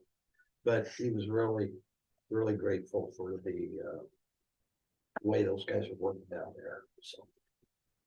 Just want to pass that on. Yeah, So kind of building off of what Ben was talking about with all of the grant applications we have going on. Tuesday, there was a countywide agency meeting to get all of the stakeholders from school district, fire, EMS, county, chamber, and others to kind of get on the same page and get on the same message with our priorities to improve the success of state and federal funding applications to improve Skamania County and PUD and everyone. And so it was just an initial meeting to kind of solidify that we are kind of on the same page for what those priorities are. You know, infrastructure was at the top of the list for all of them. And so, and I'm forgetting what the other ones were. But it's kind of a first step to see first of all, too, you know, were there other people in the room that need to be before we kind of go through and nail down sort of what those priorities are, but also to feed in each of our own agencies' strategic plans and to get in essence, one plan that we can all work together on, because all of our agencies are small and rural, and we're trying to do what we can with the limited resources that we have. And so it just makes sense to pool our resources together to try to pull in the same direction versus trying to, you know, go against each other. And so it's good to see that coming to fruition. And so looking forward to seeing what comes of that. While we all have different views and different ways to make the county better, it's all the same goal. So that's kind of what we're working on. Cloud permit for permitting, so planning permits, as well as code enforcement will be kicking off in the next few weeks. So been doing it for building permits and then getting the others on board shortly as well. The audit, the 2023 audit's going well, should be wrapped up in the next few weeks. So expect an exit conference invitation similar to the last one that went out. So if you're not able to attend, that's fine. If it will be a quorum of council members, though, I will publicly notice it, and there'll be a special meeting. And then lastly, Underwood Conservation District is working on a community wildfire prevention plan. So they're going through that process. They're within Skamania County, there's in essence plans for each fire district, but the federal government changed things to where there needs to be one for the county. So it needs to be countywide. So they're working on doing that update. And if you have any questions or if you want any more information on that, let me know and I can get you in contact with him. But Rob Ferris is involved in that process, as well as Valerie Hoy. So she was on the planning commission. She's a volunteer firefighter and is she's on the boundary review board as well. So she's very involved too. So, and she's also an Underwood Conservation District board member as well. So that's all I have. thank you, Liana. I would entertain a motion to approve the vouchers. I'll make a motion to approve vouchers as presented, period. Second. First and second, any discussion? All fair say aye. Aye. All right, any report for the greater good, council members? I would have a question, a proposal, for thought. During the summer, might it be possible to set up I don't know if you want to call it a program or whatever, to hire a couple of, for example, kids that are going to college to work to maintain the parking strips and the, you know, the flower beds and those kinds of things, like we did with that gal that, last year. But use a couple, maybe have a couple of these kids that are getting ready to go to college to help them out a little bit and provide them with some funds, but be able to have them do those kinds of things around here to maybe clean things up a little bit.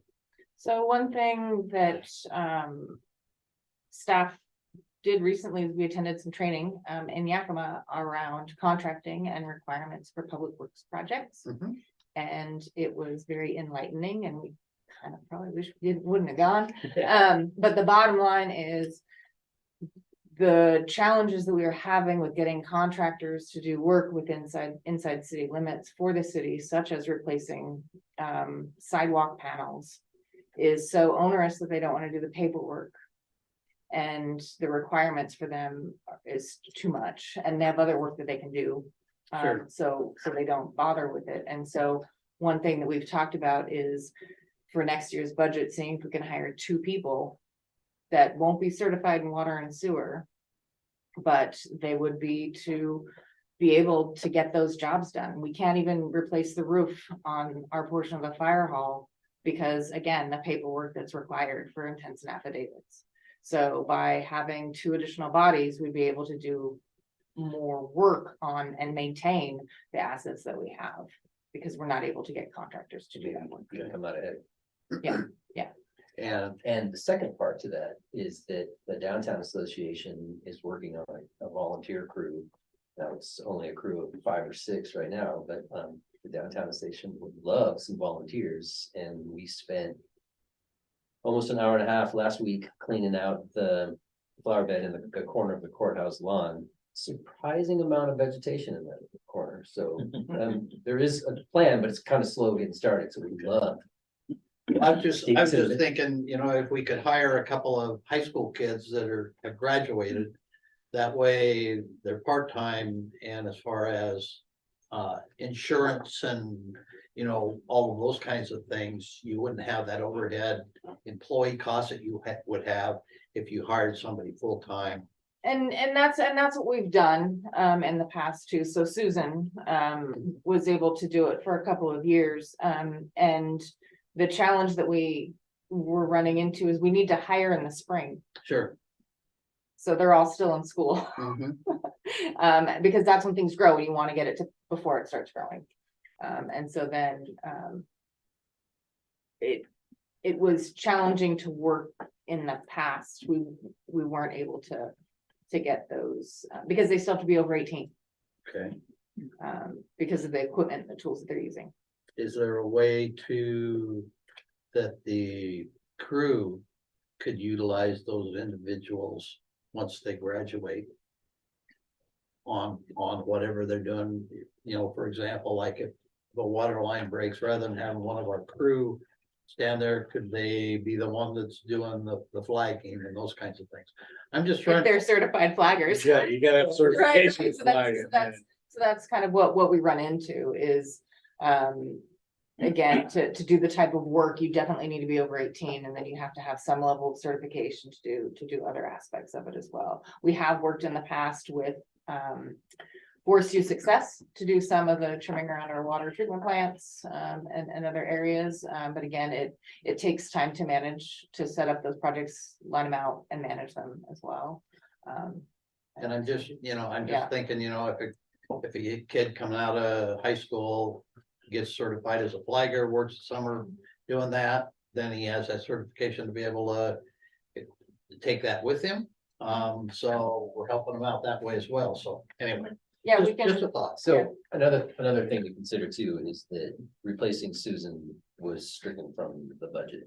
Now we're finding out that it makes sense to bring additional crew on instead of unfortunately going with smaller businesses that are here local. So that could be something that could mesh together, so that we could find a way to refund again that position, even if it's just a small portion of that.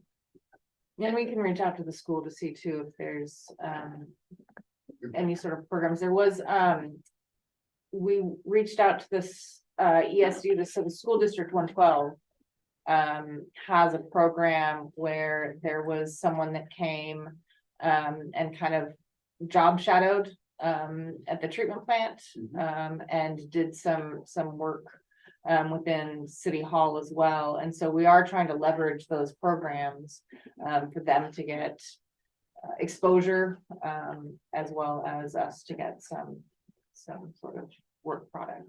Any way to use, any TAC funds for that type of a project, or, you know, keeping things clean and. So what ends up happening is you have to use the funds that built it in the first place. And so most of that was built with street funds. Okay. I'm just trying to Yeah. think No, outside the box. Yeah, Leon. no, trust me. And I I think that get you you. raised some really good ideas, by the way, so you hear that from a second person. But it sounds like you're looking at putting some money in the budget for some type of additional help in the summer. That's what I heard. Good. And I think. It'll be year round help. Yeah. Yeah. Yeah, and one of the things is I remember, because I hired college students quite a bit for about 12 years. And boy, there is a maturity level from like 17 to 20.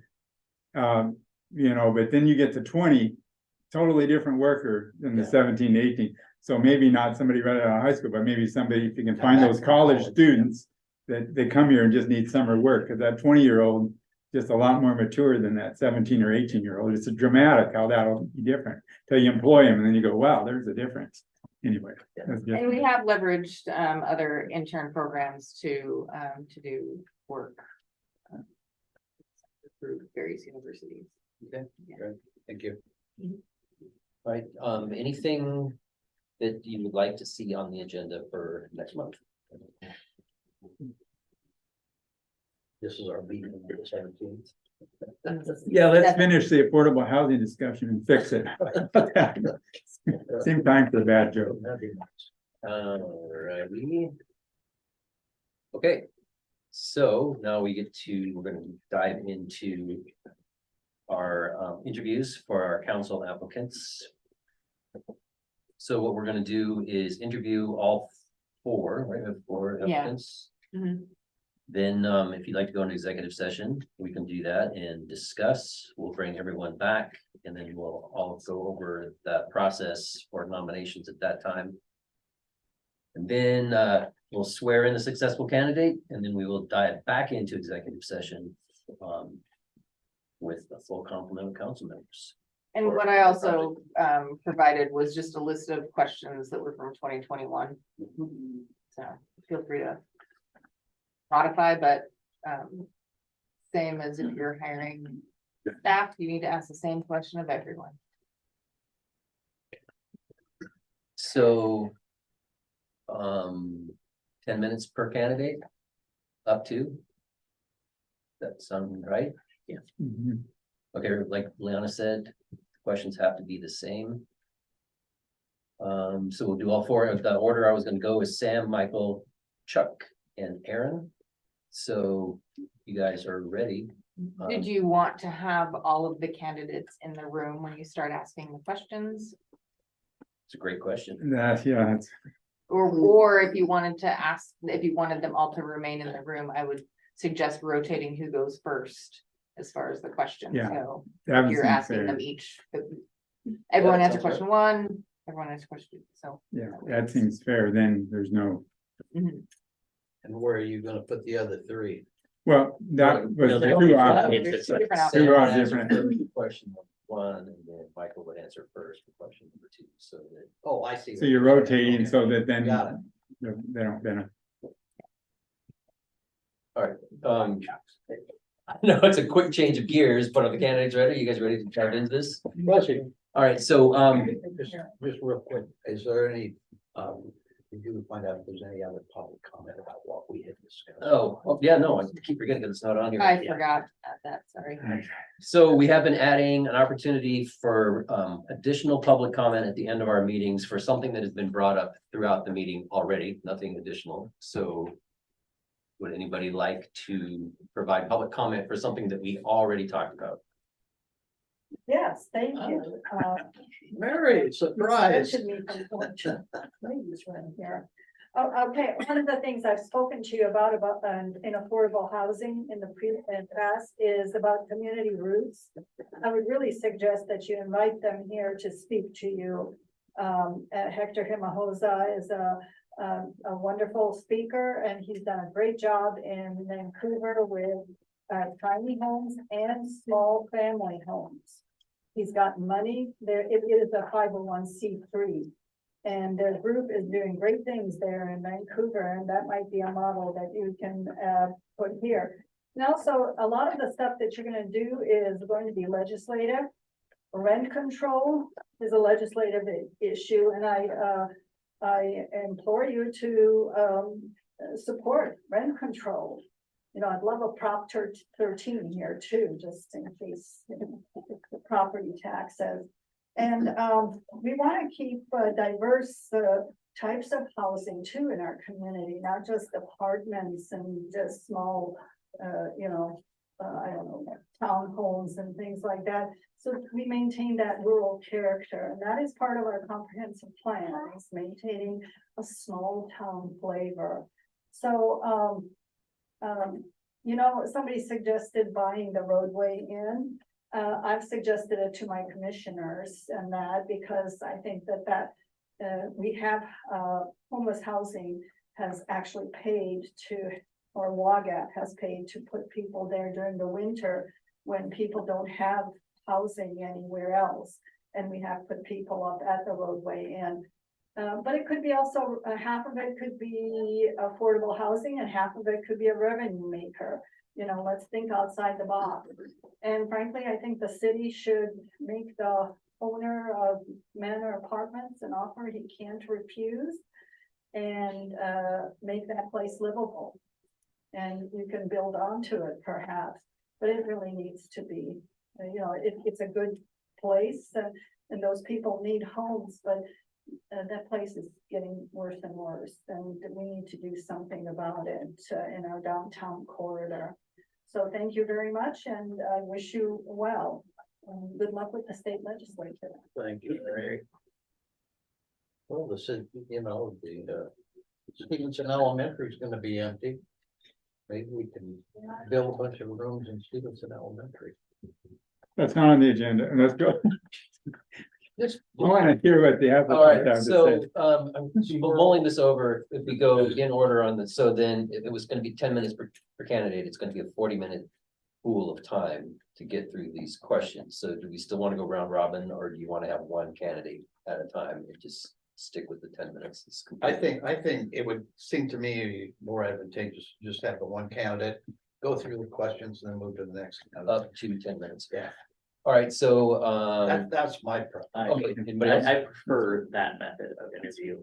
I don't, All right, Sam, you're up first. Michael, Chuck, and Aaron, if you'd like to go mill about outside, we'll drag you in one at a time.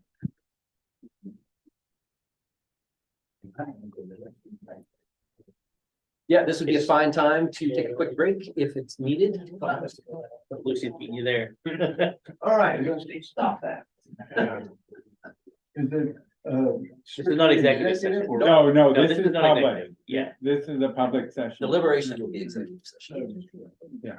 and it's the only, we just don't, the candidates, we'd like them not all to hear the questions. Yeah, Then they have that- 30 minutes to listen and think about it. And you only get one shot at it, so. I'm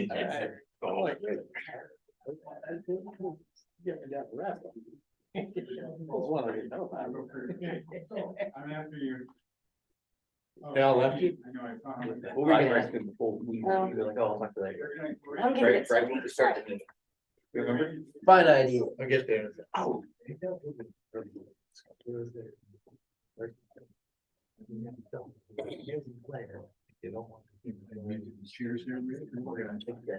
Want to be able to hear things. There we go. Hearing I can find out though. Yeah, somebody's told us all about. I didn't see her.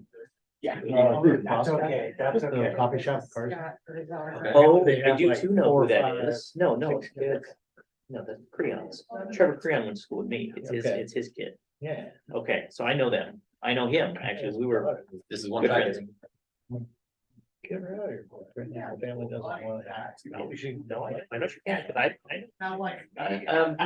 That's an interesting, I didn't know that, about them having, because I know their kids range. Yeah. But.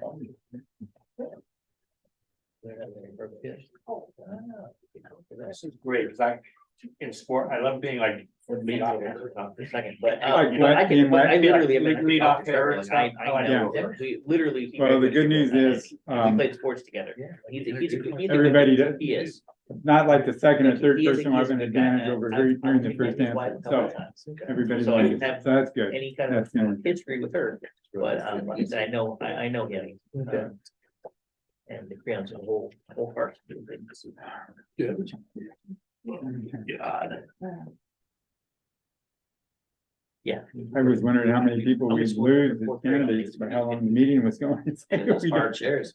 Are you trying to tease him into thinking these meetings are short? No. That's a sucker punch right there. Oh, Come on, you got promised the meeting's only an hour and a half. yeah, okay, yeah. You're Yeah. Okay, You still have Hector's information? Yeah. Okay. Can you give it to them? Okay, thank you. okay, what do we got?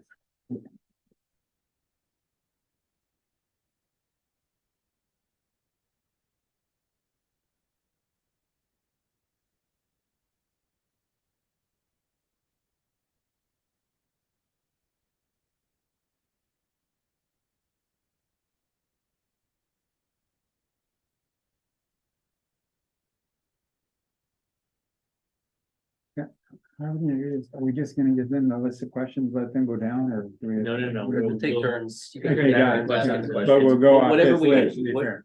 Whatever we ask, we have to ask again. So if you want to adjust a question. No, yeah, I Then you just, can adjust a question. I'm happy. It has to be the same question to each candidate. We'll put another try to make a finer point on the requirements for everybody. yeah, I'm happy. You know what I'm saying? though? Well, Yes. he's saying we gotta wait for Dave to get back so we can iron this Have out, the discussion one more time. yeah.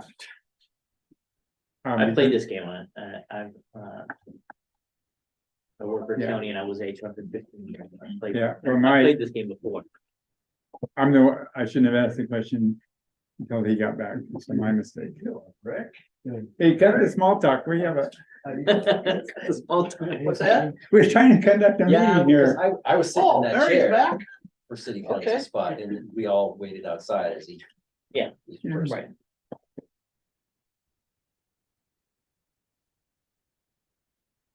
So, that was next, Robert.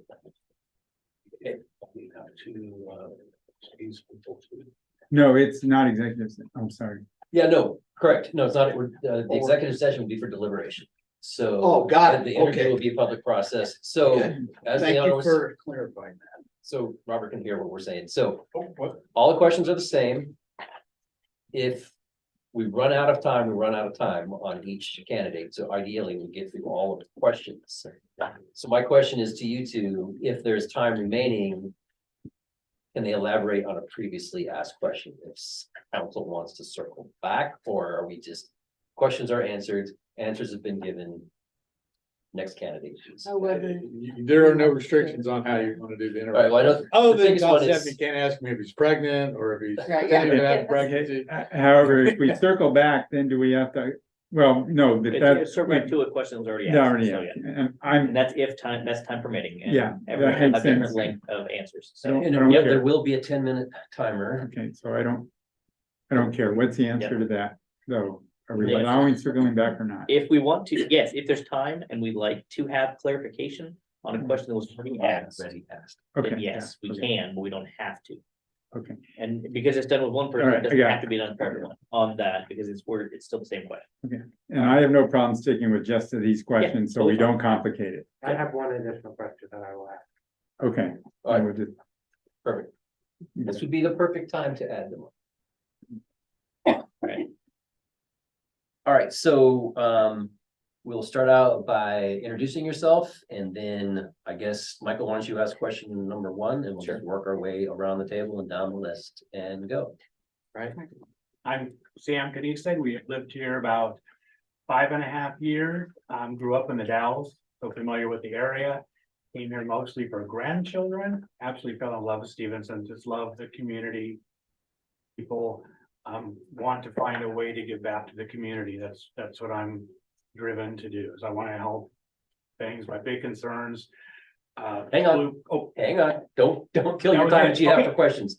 Michael, All right, question one, why did you apply, Sam, for the city council position? that's an excellent question. I want to Yeah. get back to the community, because I really love this community. I want to find a way to give back and help. There's things in this community, people are absolutely wonderful. We have, I think, an issue with blue collar jobs, and you talked about it with affordable housing. That's a big concern, always has been of mine. Find a way for normal working people to live. Also, we make a lot of our money on tourism. How do you manage that with the beautiful community and the quaintness that we have? It's an interesting balance and something I'm interested in dealing with, so I'm looking for an opportunity to give back. All right, Please tell us about your background as it relates to the requirements of this position. And have you ever been involved in civil service? I've never been involved in civil service. My background is software engineering.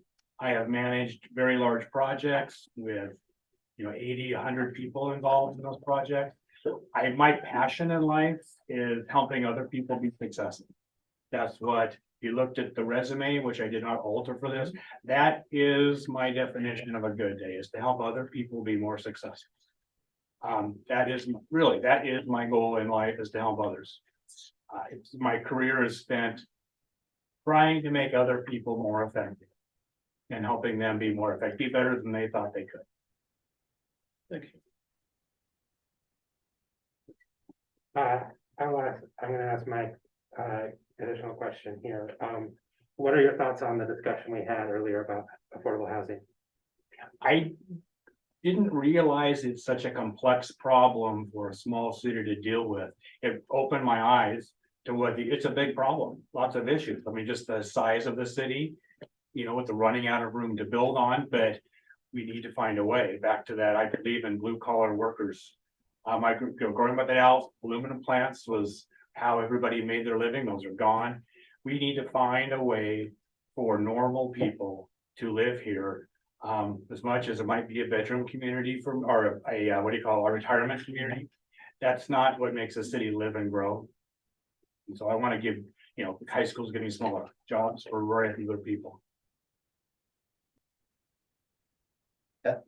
What is your experience with government projects and budgets?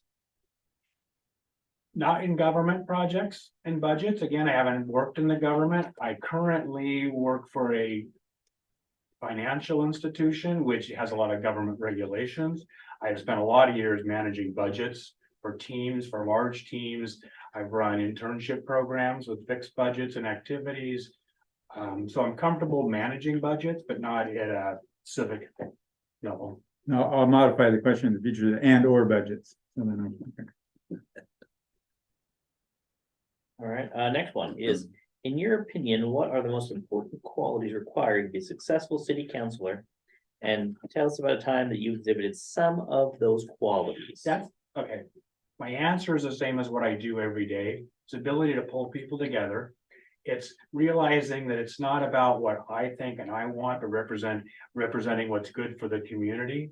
And compromise is part of life, and working together is building teams and building enthusiasm for things is what it is about. It's not my agenda. Fascinating to talk to people in town and the different opinions. Now I'm using my time. The park thing last time, because I think in the last meeting I spoke about it, mostly the cost was my concern. But I talked to other people. It was fascinating, the different views and opinions, and it kind of changed my opinion about it. So consensus. What are your concerns about serving as a council member? I haven't done a position like this in a city government before, so I have a learning curve to get through. But it's not the first time I faced a learning curve. I'm confident I can overcome it, but there is definitely a learning curve. The things we just do processes and procedures.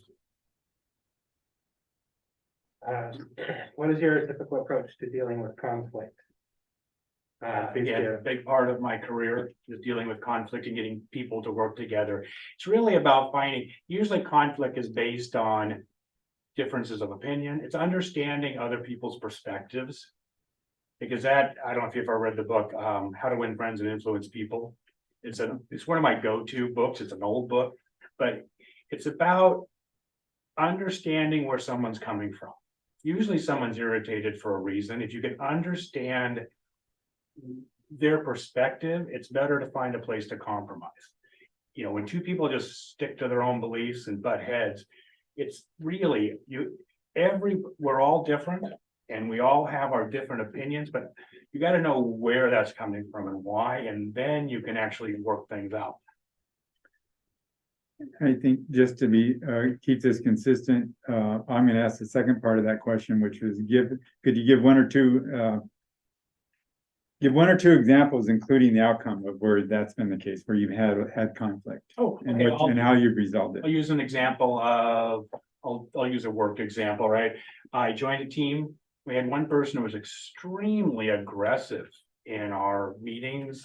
We had, daily team meetings, extremely aggressive, blunt, absolutely had to be right, presenting himself very intimidating the younger people on the team. And so this went on for a while and I was new, so I was kind of getting a handle. And finally, one day I simply approached him off as a one-on-one thing. And I said, oh, Mike, this is my impression of you. This is how I've never met you because we're all remote. And listen to you, this is how I hear you and what I think. But I don't think that's probably not you. And then that opened this whole floodwork of conversation where it was like he was a different person and he didn't actually realize the effect he had on others he didn't realize the tone he was using or his some of his quips, or he was very much a very specific rule follower was his thing. He didn't like deviating from the line at all. And getting to understand his perspective helped both of us. Actually, turned out I really liked him a lot, but it also helped him to understand how he was affecting other people. What do you believe the city's top 3 issues to prioritize? I think, blue collar jobs, which goes back to the housing, jobs for younger people, a big concern of mine. I think our sewer water rates are really high and doing something about that. This is by far the highest sewer and water rates I've ever lived in. And so it's interesting in trying to improve our system. Those are my 2 big things. And building a community that, even if it's driven by tourism, doesn't lose its identity of what Stevenson is. I just want to add to that. Stevenson, everybody smiles and says hi to you. You go into Costco in Portland, it's a completely different environment. So read the whole question. It's kind of multi-part, so pick what you want, because we're down to about a little over a minute. So if Dave can. So this question position requires that you work with several different groups of people simultaneously. What is your experience working as part of the team? And are you familiar with the various groups of the city interacts with? Please describe any existing relationships or experiences you want us to know about. 1 minute.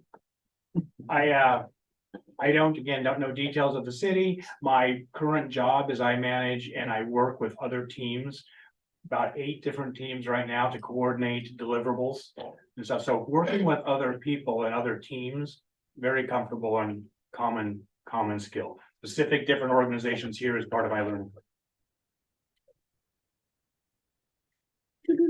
Yep, that pretty Did I much. make it through the questions? You did. That was all. Yeah, all- you did. Yeah, that's 25 seconds. If you wanted to elaborate on existing relationships or experiences, you got about 20 seconds if you want to fill the time, or not.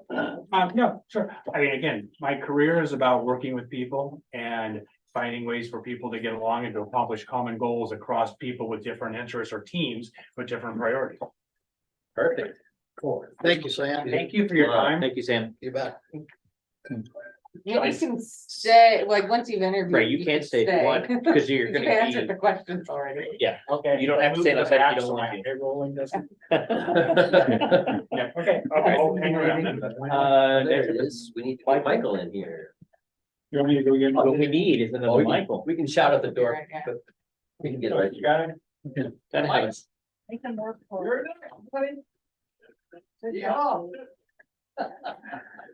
You guys wanna go in the same order? Yeah. Yeah, I mean, think it that- should be the okay. same. I would Ask the suggest same going in the question. same order. Right. So that if you feel like you could have refined the way you asked the question, even though the words are exactly the same. By Rick, All right. Mhm. Yeah, I agree. Asking the same question, the same. So, we're gonna start with you just, introducing yourself. Sure. But we found that, anything that you wanted to add will probably come out in the question. Cool. So I want to make sure that you have enough time. Luckily, we did first time around. So, if you just want to start out with, introducing yourself, and we'll jump right into the questions. Absolutely. Michael Lecky. I live here in Stevenson, been here about 3 years, came back here. My wife, who's sitting over here, grew up in Stevenson. Her father was the O and WKO. And so her sister has a home in town, her brother's in Carson. And let's see, currently for work, I have my own. Stop. Yep, leave it there. Michael. Mike, Yes. why did you apply other than the same name as me? That was enough.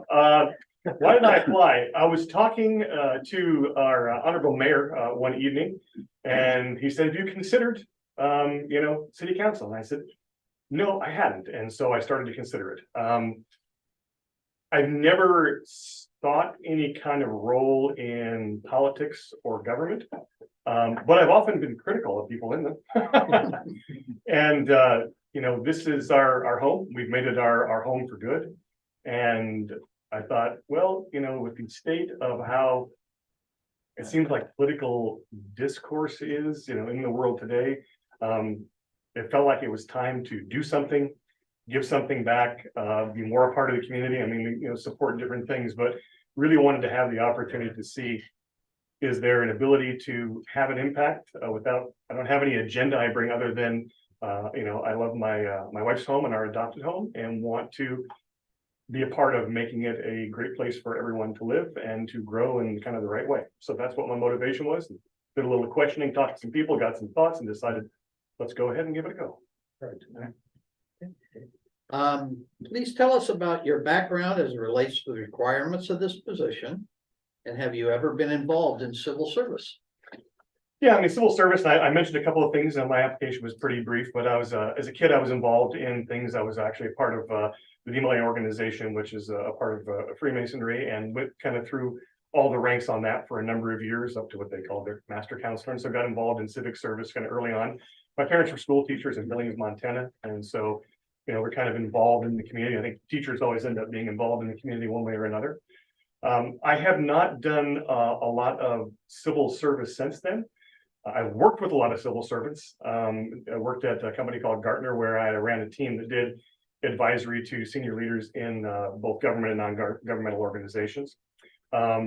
Background as far as what might make me qualified for the role, I certainly have a lot of experience in management and in leadership roles, work at companies like General Electric and Bloomberg, Gartner and others.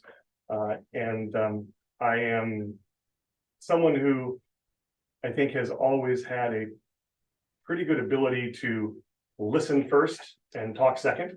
I'm interested in listening to that. I was thinking there's a lot to learn. There's a lot to learn about how it works. There's also a lot to learn about, for example, when you're making a decision on funding something, it's not quite as simple as it is in private business, where there's the money you have or you don't have, and there's the budget. Here it's like, well, where does the budget come from? Do you have to give some of the budget back if you don't use it? Who's supplying it? So there is a complexity to it, but I've been involved in solving complex problems for most of my career. That's generally what I do. And so I think that I would be, well suited to be a part of the team doing that with some education, of course. What are your thoughts on the discussion we had earlier about affordable housing? Man, what a thorny problem. It's interesting. I was both I was pro and con, thinking, well, do you wait until somebody else gets elected, or do you try and do something now? And then I heard the comments here of, well, there's a lot of things actually have to fall into place before the city council can adopt it. And so what it made me think of is that there's probably solutions and things that we, assuming I was a part of the city council, can't necessarily solve here, but there are probably ones that we can. And those might be smaller solutions. They may be part of the solution. They may be a first step in the solution. I tend to look at a problem as not something that has to be solved in whole necessarily from the beginning, but solved in a way that you can make progress towards a goal. I guess personally what I felt about it is I believe in the concept of affordable housing. I believe that, one of the things I think I put in the application, I think we're in a housing crisis across this country, and that doesn't make me a genius to say that, but the prices keep going up and up and up. And how are we going to accommodate the people that, we need to have in a vibrant and a diverse community? I think that, without some sort of plan to make that happen, we're not going to get anywhere if we just let the market drive it wholly. And so I was really enthused to hear, actually, the council decided, let's get smarter about this. Let's not jump to any conclusions about it. Let's not take any easy answers. Let's take the time to really study it and find out what we can learn and then what steps we can take. But there were at least, it sounded to me like 4 areas that you wanted to focus on getting more educated on first, as far as the tools, how those tools actually work and can they be applied in the situation that you have in specifically in the town of Stevenson, because that's really what it's all about, right? Is taking all the general theoretical concepts, possibilities, and then nailing them down to, and what can we do here and what can we do first? But I thought it was a great discussion, and it would be interesting to be a part of it going forward. I took a short, 3. What is your experience with government projects and or budgets? Government projects or budgets. The only time that I worked in the government was I worked for the Social Service Agency in Orange County, California for 2 different stints there, were probably for about 4 years. I was not involved in budgeting. I was your worker bee helping determine welfare grants for Women and Infant Children's Program and for the homeless program. What I was familiar with didn't really make me feel positive was that we had to keep timesheets of all of our time because the different programs funded our salaries. And when first time I turned my timesheet in at the end of the month, I was told, well, that's wrong. And so that's exactly where I worked. Yeah, it's not weighted enough towards food stamps. That's a federal program. Go back, and that's what we have you do it in pencil and rewrite it. So I was basically told to commit fraud on a monthly basis for the government's benefit so they could get the money that they wanted. So experience with budgeting at the government is that it's tricky and difficult, and there are a lot of interests that apply to it, and that you really have to be very, very careful, very thoughtful, and very openly ethical about what you do, and really educate yourself before you spend the time. All right.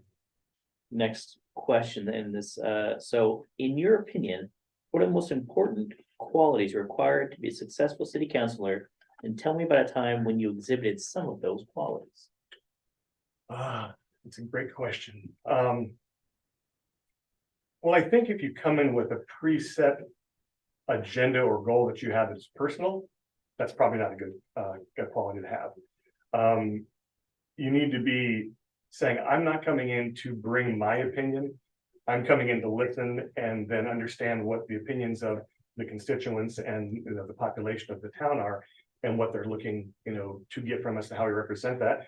And then also, you're not going to be as I've talked to people who are involved in politics or in leadership roles. Generally, anytime you're in some sort of role where you're making decisions on behalf of other people, half the people think you're a complete idiot, half the people think you're their hero. Maybe there's some fall in between there. So I think that you need to come in being willing to really be open to any view. I am in my past, politically, you didn't ask, but I've most of my voting history, I've been a Democrat, but I would consider myself probably fiscally conservative and socially, more liberal. And I think that one of the things you have to remember, actually, this came up recently in a conversation with a client. I work with a senior executive, and one of my partners that I work with actually is involved in politics, does a lot of political consulting. And he said, generally the people that don't get elected or reelected are the ones that aren't willing to make a deal with somebody else. And I'm not talking about compromising your ethics, your values, your standards. He said, but you're not willing to cross over to someone who sees things differently than you, has different views, and say, how can we work on this together? So I guess as an example, I think it was part of the question. Much of the work that I actually do now, part of my job is I work with a private equity company, and we have about 12 to 15 companies that we're invested in to various degrees. I need to go help sometimes those companies solve problems and come in not as a representative saying we have a view, but saying, how's it working? What have you tried? What's not working?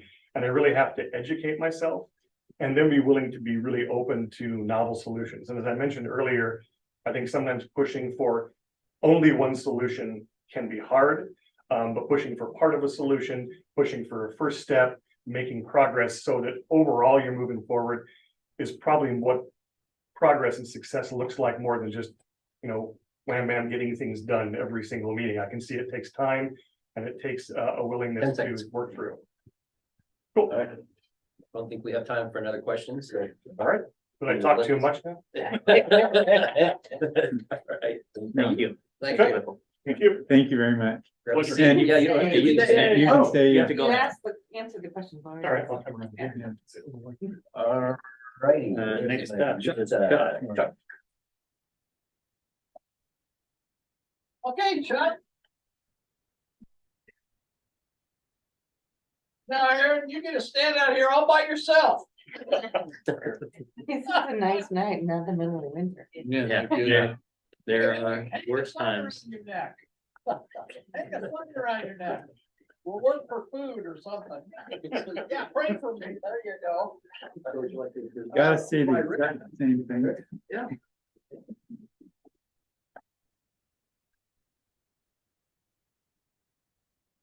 So in the interest of time, all we need is your, just introduce yourself, and then hopefully we'll pull out your thoughts on why you're doing this as part of the question. So just start out with your name and we'll dive right into the questions. My name is Chuck Oldfield. My wife and I moved here about 7.5 years ago. We're both retired teachers, both been part of public service for. Stop. We'll get into that. All right. Why did you apply for this position, Chuck?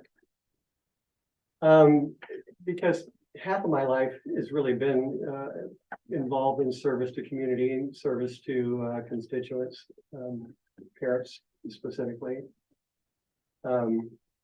It's a very fulfilling part of my life and something that I've thought about from time to time that I'd like to be able to continue to do and to be a part of the contributing part to our community. Please tell us about your background as it relates to the requirements of this position.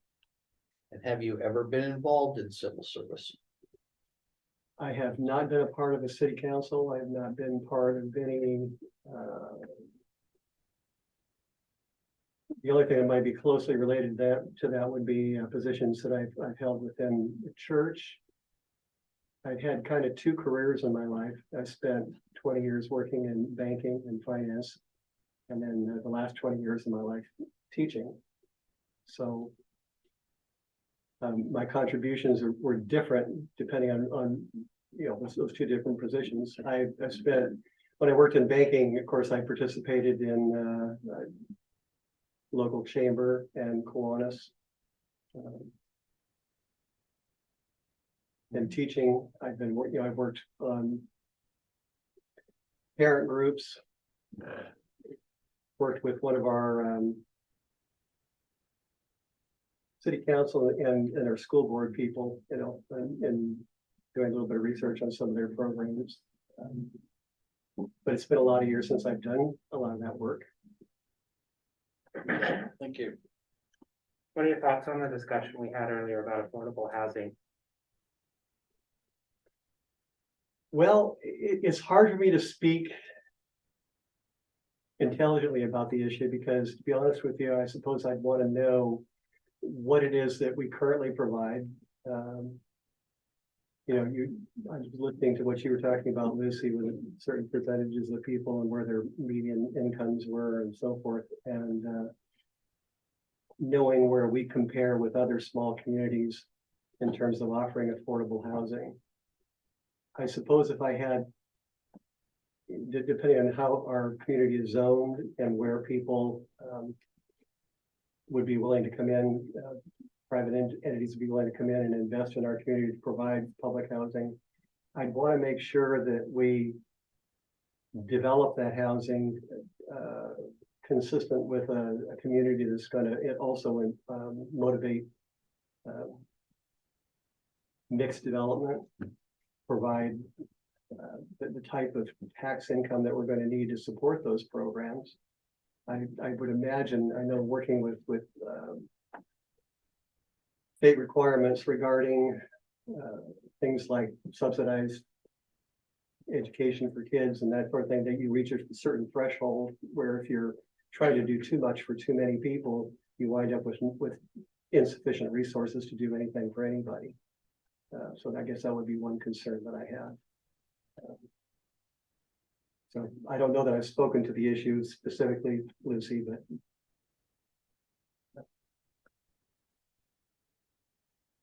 Okay, what is your experience with government projects and or budgets? Okay, I'll reread it. I have, because of my cataract surgery, I have to get my glasses on and off. Okay, what is your experience with government projects and or budgets? Well, government projects probably very limited. As far as budgets, when I worked in banking, I managed a $400 million branch.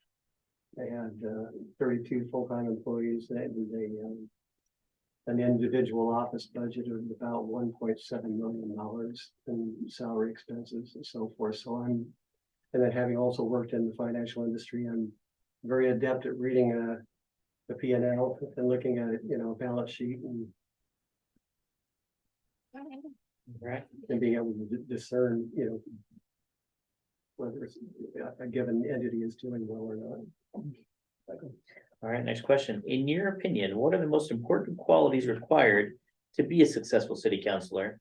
And tell us about a time when you exhibited some of those qualities. I think you have to be a good collaborative worker. I think you need to be able to work with a lot of different type of people and personalities. I think you should have some experience dealing with adults, and I've had 20 years basically of management experience working with adults. I think you need to be innovative, kind of able to think out of the box a little bit and be able to make meaningful contributions to the council. I think you need to have a good ear on the community and some sort of a vehicle to be able to get community input on important issues to the stakeholders here. What are your concerns about serving as a council member? I suppose if I had one concern at all, living in a small community would be putting myself in the crosshairs, I've been involved in a couple of small issues that have been brought before city council that had some kind of adverse consequences for my involvement.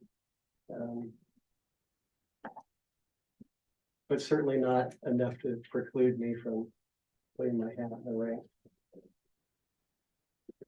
What is your typical approach to dealing with conflict? Dealing with conflict? Listen. First and foremost, you've got nothing meaningful to contribute. Most of the time, it pays just to sit and listen to what people have to say before you form any opinions. Also, it gives the person to exhaust any of the issues that they feel that they need to get off of their chest. It kind of avoids conflict. And in respect to that question, please give one or two examples where you've seen or been involved in conflict, including the outcomes.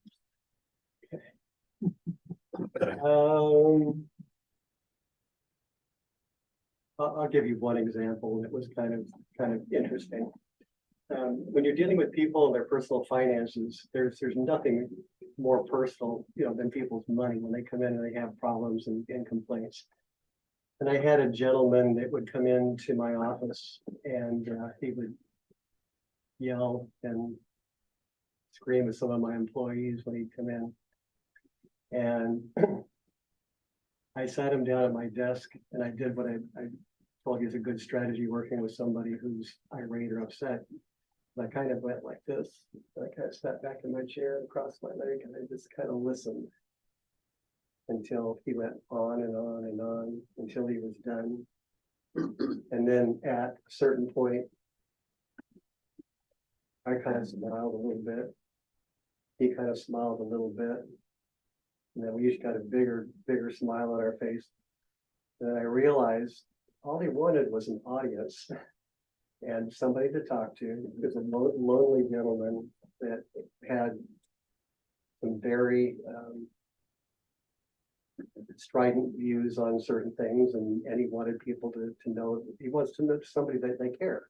And I think that's the biggest part of serving, people, is letting people, and when all the years that I worked in teaching, when I was working with kids, was letting people know that you care. And trust me, middle school kids know if you care.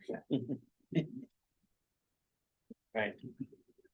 Let's see. Number 7, what do you believe are the city's top 3 issues to prioritize? 55 seconds. Aside from what I put in my application, or including what I put in my application. Whatever you want. Whatever you want, your top 3. Well, I've been kind of encouraged by the meeting tonight and looking at a lot of what's going on with council. I know that there have been some issues in the last couple of months that I would have thought that, you need to work a little bit on developing a more collaborative work environment. But I'm kind of encouraged that that's perhaps happening.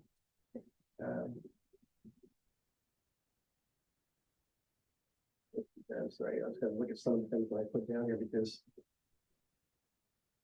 10 seconds. I'm sorry.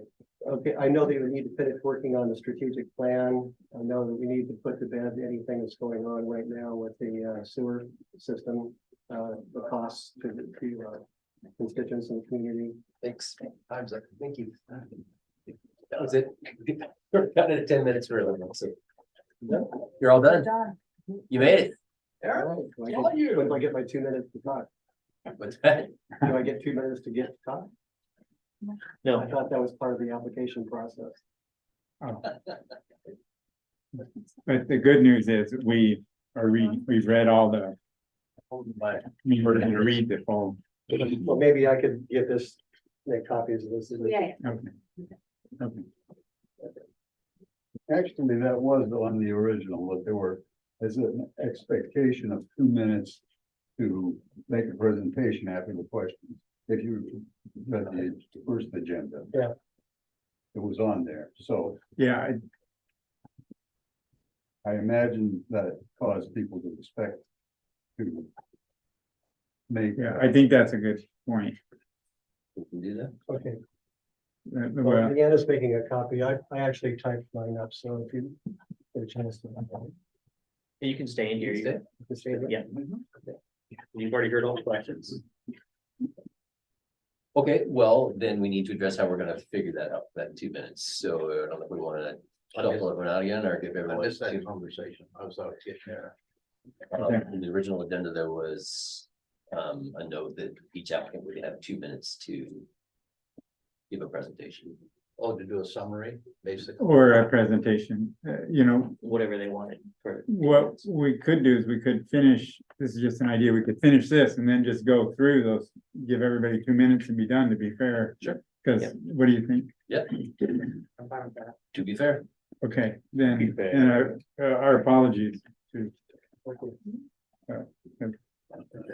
All right, so we'll start out, just tell us who you are and hopefully if you had any, we'll have 2 minutes later, but just start out with your name and then we're gonna start right into the questions. We'll have 10 minutes. My name's Erin Menace. All right, Aaron, why did you apply? Well, for many years, I've just been sitting back and doing a lot of complaining about things that are going on in our community. And so I finally decided that I would just step up because I can't just I can't make progress if I'm not part of the change. And so I decided that why not run and see if I can make a difference, and that's why I'm here today. Please tell us about your background as it relates to the requirements of this position. And have you ever been involved in civil service? Well, my husband and I pastor a church here in Stevenson, and so we do a lot of civil work, I feel. And I also work for the school district. I'm definitely not educated. I mean, I look at these other gentlemen and their education is amazing. But I just feel like my heart's here. I love this community. I've grown up here my whole life, ever since like 3rd grade, so that's pretty much most of my life. And I just want to see my family is established here. I have children who've gone to the school and who are attending the school now. I work for the school district, like I said, and I just want to be a part and to help make decisions. And I feel like I'm a good listener. I love to hear what people have to say. And after all, we're all voted in for the people. It's not about my agenda or someone else's agenda. It's about what the people want. And so, yeah. Thank you. What are your thoughts on the discussion we had earlier about affordable housing? Oh, I think that's really needed. I think that it's a big issue here. I have a friend who lives in low income housing right now, and she was just moved from her facility because it was full of mold. And she's being really shuffled around by the system per se.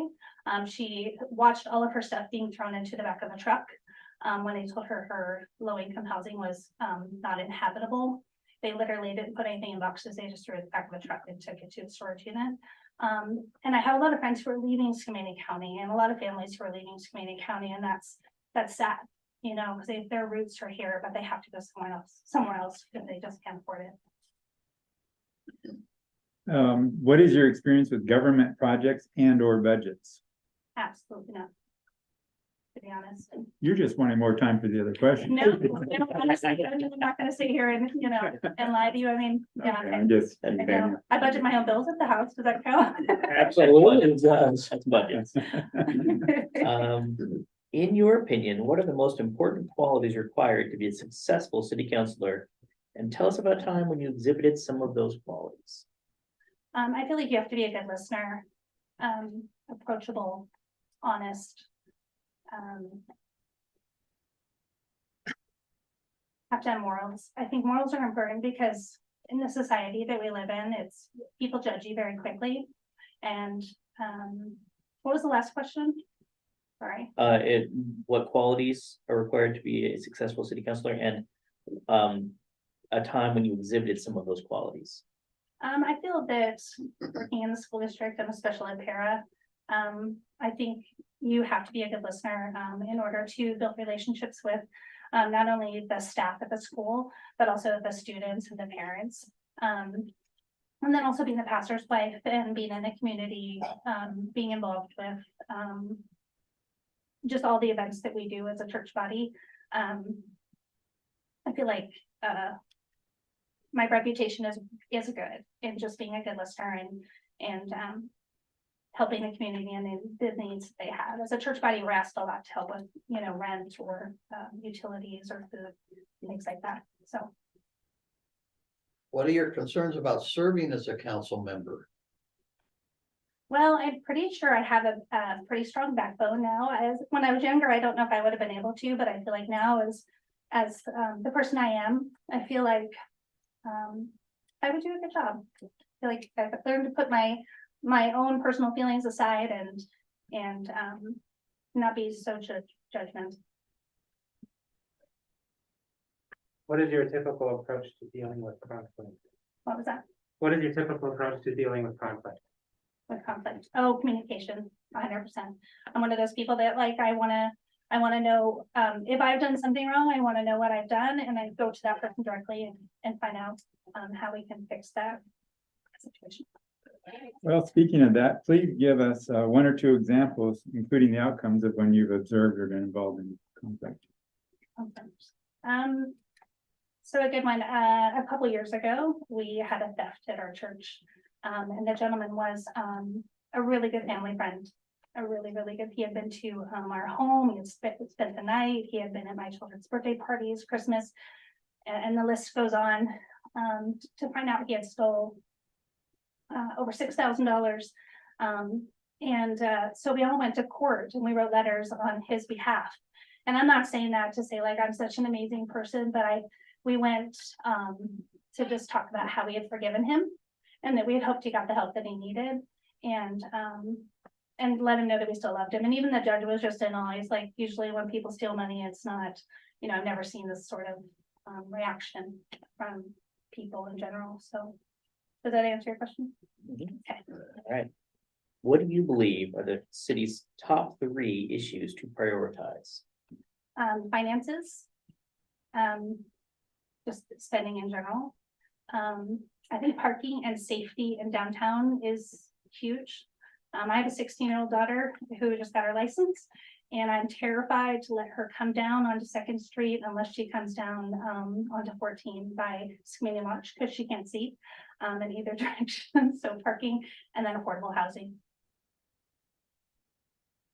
This position requires that you work with several different groups of people simultaneously. What is your experience working as part of a team? And are you familiar with the various groups the city interacts with? Please describe any existing relationships or experiences you want us to know about. And you can do part of that or all of it. Can you read the first part? Sure. This position requires that you work with several different groups of people simultaneously. What is your experience working as part of a team? And are you familiar with the various groups the city interacts with? So yes, I'm familiar with the groups, and yeah, I feel like I'm really good at working as a team. I've done a lot of things in my life. I've worked in medical field. I've worked with special ed as a job coach, working at the schools now, being a pastor's wife, just being a part of the community. So I feel like I'm really good at working with all different groups of people, because that's what society is, right? I don't want to just be with people like me or people like you. So I think it's good to be with all different types of people.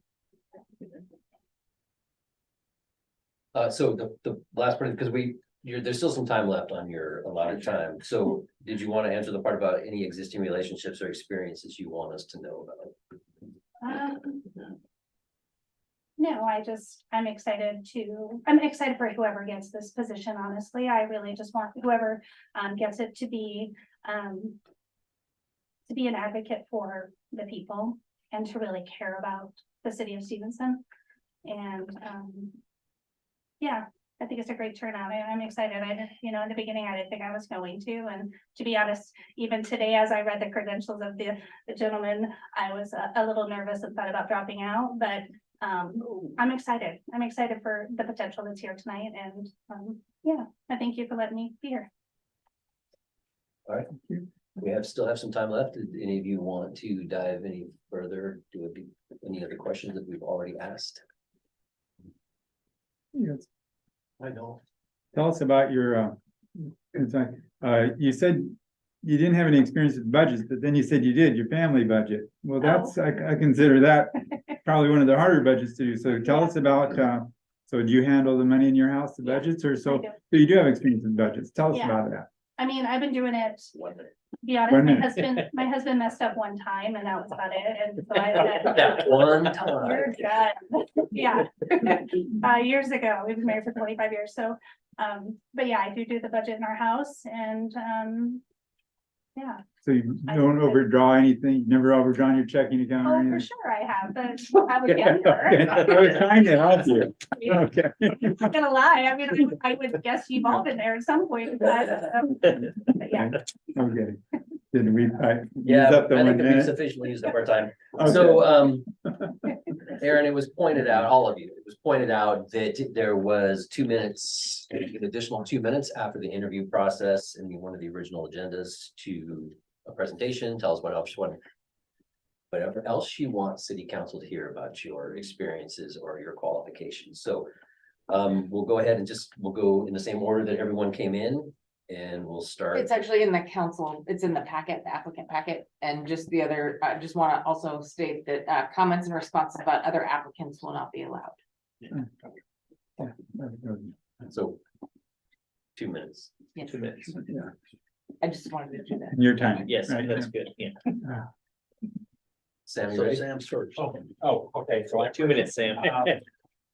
we covered a lot of ground in the speech. It really comes down to, I would love this community and I wanna give back. And that's what I'm looking for, and I think this is a very interesting, complex issues. I like complex issues. And I like working as a team, so. That's my 2 minutes. Thank you. Thank you. So, Michael, 2 minutes. Well, I hope this doesn't count as a comments in a bad way, but obviously there's 3 other great citizens here, so I'm sure you're gonna pick somebody great. It was good to at least get to hear what all of them had to say. I think the only thing I would add to what I said is you don't know me, you can't really get to know me in 10 minutes, but there was something that Pat, you said earlier that really struck me that I really resonate with. And what I heard you saying is it was talking about, engaging with people about some of the issues around housing. And that is that you have to have the conversation, right? You have to be willing and open to it. But if you talk to somebody long enough, you make them a part of solving the problem. And I think that part of what I would seek to do here is to engage not only everybody else here, but people in this town as well to say, there are problems. Tell me about them, and tell me about some of your solutions. Tell me what your thoughts are. And I found that, the best way when you are, I guess, negotiating is to engage someone and say, okay, what's the problem we share that we need to solve? And let's go from there. That's kind of how I approach conflict and some of the questions I didn't answer because I'm a little too loquacious apparently. But I'll keep that down. If you do choose me, I'll keep it down to it's over in the meeting. But that's a little bit about how I operate. I'd be honored to do it. And if I'm not selected for it, I think you've got some great candidates here. Thank you. Chuck, Chuck. you have 2 minutes, Well, Chuck. You have the, I put I together. I didn't pass it out, so. You you didn't can- pass it out? Yeah, you no, can- so you can pass it out, say You're it. gonna read it, So, so you can read it. Well, I want to first of all thank the council, thank Scott, thank Leanna and the rest of the council for considering my application. In simple terms, I'm offering my abilities in the spirit of service to our community. As I've already stated in my application, I believe that Stevenson's kind of a bit of an inflection point. We're struggling a bit with our identity as well as our ability to garner appropriate resources to accommodate necessary changes in our community as it grows. I know this council will need to make a choice of a candidate that best reflects its vision for the community. And I know there'll be personal and collective concerns that need to be addressed in making this choice. I'd like this council to know that I make my application with no hidden agendas, nor presumptions as to council's choice in meeting its expectations. That said, my offerings include the skill sets that I've already previously put in my application. I have 20 years plus in banking and financial experience. Concurrent to these years, I have 15 plus years in business management experience. I have another 20 years experience working in the public sector with students, parents, and the community at large. And I believe the skills kind of give me a unique business acumen that is grounded in pragmatic solutions and shaped by the overlaying concerns of community interests. In business, I learned that to listen to people's personal financial concerns, balancing those concerns with the fiscal responsibility and fidelity to my employer, as well as the many employees that were in my charge. In education, I learned to work with parents and the community at large, addressing their concerns in the course of educating their children. While I have no problem delineating my personal opinions on any given matter, I am a team player, and I'm well versed in my ability and need to work collaboratively with others. For this purpose, I believe council should be in the business of service to our community and nothing more. I want to thank you again for the time that you've taken to consider my application. Whatever choice you make, I know, and I want you to believe, I believe in Providence. And I know that your decision will be heartfelt, thoughtful, and always in the best interest of the community that we all serve. Thank you. Aaron, the floor is yours. So yeah, I just want to thank you guys for this opportunity, and I love all the things that I get to be a part of in this community, and I'm grateful that I get to do them. We do the father-daughter dance. We do the trunk or treat in downtown Stevenson. We've been doing for, I think it's been like 9 years. We have a free store here in Skamania County called Life Options. that I oversee here as well, and, yeah, these guys are all amazing, so whoever you pick, I'm excited to see, and you'll be seeing more of me, because, yeah, gotta make it a point to be more active, so I can, understand more and, represent who I want to be in this community. Thank you so much. Thank you. No missing your daughter's soccer games though for city business. Okay. I'm telling you Sounds that. All right, so at this point, we are going to enter into executive session for applicant deliberation. So we will go into executive session 10 minutes. You're gonna probably need more than 10. otherwise Yeah, I you'll think, probably you know, out. we like, we have, All right, 20. it's better because we can always extend it if we need You it. probably, you gotta keep extending it, might as well pick your time limit and be comfortable with it. And then We we can't can, get out early, But we can't get over. You Can't can't get get over out, so whatever your time limit is, right? if you feel good We with can always it. extend. Yeah, we can always, how about we go, how about we go, Okay. 15 how about we go 15 and then we'll say, I feel like 10 is enough to start with. that's fine, whatever. And then we can figure out. And then if we need to extend, we can. okay, That's all right with me. Okay. So if we do extend that, we'll come out and let you know that we're still in executive session. We'll come back and get you when we're done, so. Should we break out our camping gear? You might need it. We're back. How many minutes did you say? 10 We're gonna minutes? go 10 minutes. So, we'll call it, it's 8:36, so we will either bring you back in at 8:46, or we'll let you know how much longer we're gonna be. Okay. So. but our 10 minutes won't start until they're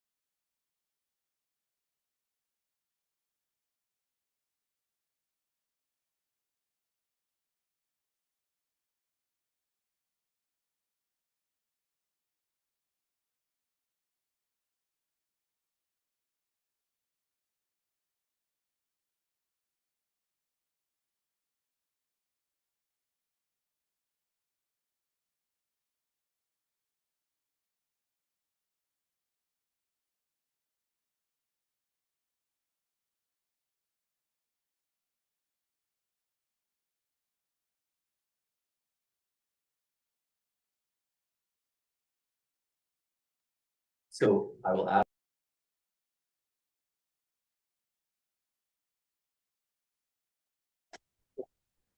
Your choice has already been.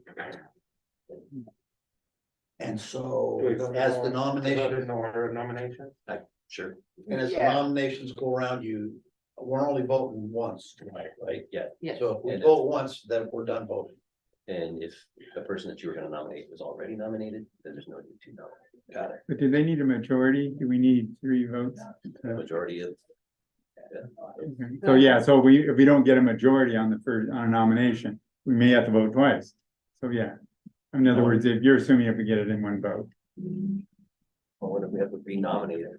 It just says getting the majority vote. Okay.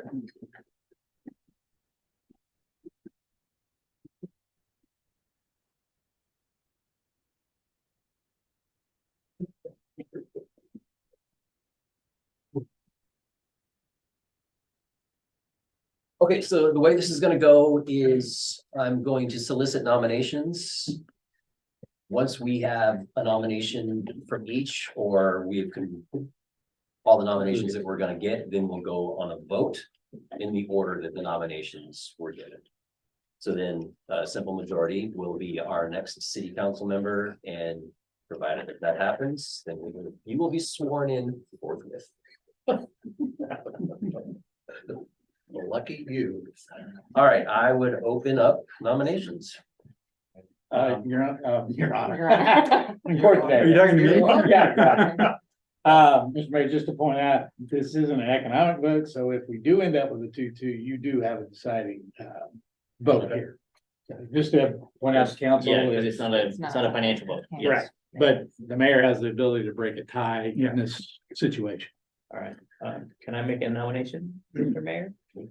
I'd like to nominate Sam. Any other nominations? I'd like to nominate Chuck. Any others? I would like to nominate Aaron.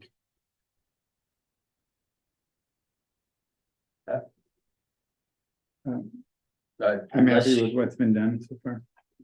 We have one for Sam, one for Chuck, and one for Aaron. Okay. All right, not hearing any further, all in favor of Sam? All in favor of Chuck? I, And all in favor of Aaron? Aye. All right, Chuck, congratulations. Thank you all very much for coming. Thank you all. For being here. It was a very tough choice. Oh, yeah. Okay, full Thank you, disclosure, thank you all. Chuck lives across the street from me. He's not allowed to come to my house to talk business about this stuff. I want that on the record before he's sworn in. Well, you can always bill me at $450 an hour. I'm only getting the charge of sitting $350. No, we have one more executive session. One more thing. We have one more executive session, but we do have a small matter of. Chuck. We're gonna screw in. Oh, yeah. I'll give it to you. You wanna? Walk right over here. That's what I can be done by. Yeah. 7, and just, thanks, let me know. And I'll, respond. Okay. Where you wanna go? we have a document. Hang on. Thank you. You know what, Chuck? I'm gonna use the restroom. I want to make sure that.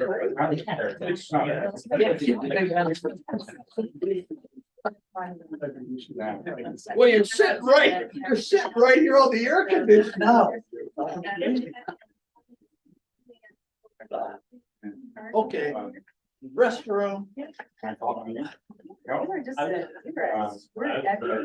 Congratulations. Thank you. Yeah, so there, yeah, I went to confirm. Yeah. Yeah. Young being over there, right? Yes. Yeah. And it pretty much looks the same other than the facial Other hair. than the. Yeah. That was there. But that was. And the colors were different. Yeah, sorry. So, yeah. I intend to, because I meant that.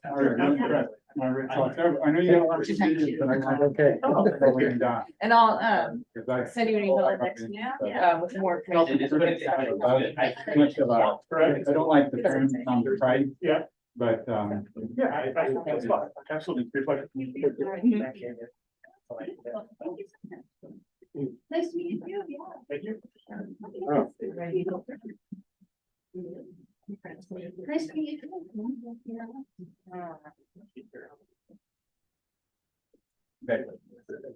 And Aaron, I believe that the trunk and treat has been going on since 2011. I apologize, I went 5 years and I didn't shake your It's hand. okay, no worries, yeah. Have a great night, you guys. Aaron, I think we had trunk and treat since 2011. It's a long time. I know it's been 13 years, it seems like, yeah. This was the first year that we had any issues. Oh, no, I didn't hear about that. Yeah. Oof. Yeah.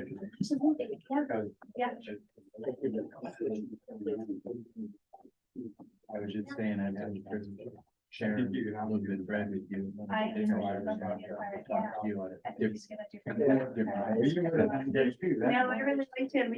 Just talking with him outside, I was super impressed with the music for sitting, so. I think he's gonna do an amazing job.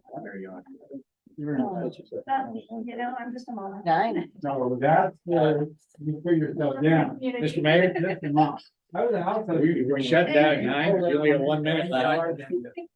Hopefully, this one takes, there's, wait for him to come back, we'll swear in, quick session. Okay. You do. As long as you're good extending the meeting. As long as everyone's good. excited. Yeah, oh, well, okay. Chuck, you're the newest person here, you can have my seat.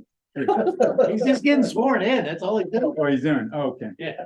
No, that's okay, I will move. I swear, this is the funnest council meeting I've ever been. All right, you too. See ya. So the official oath of office, that makes it official. So, I state your name. I, Chuck, do solemnly swear. That I will support the Constitution of the United States. I will support the Constitution of the United States. And the Constitution and laws. Of the state of Washington. All local ordinances. That I will faithfully and impartially.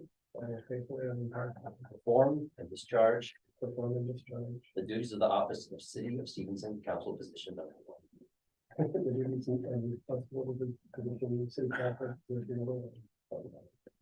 According to the law. To the best of my ability. Yeah. Good night, everybody. See you, Barry. Good night, Perry. Have a good one.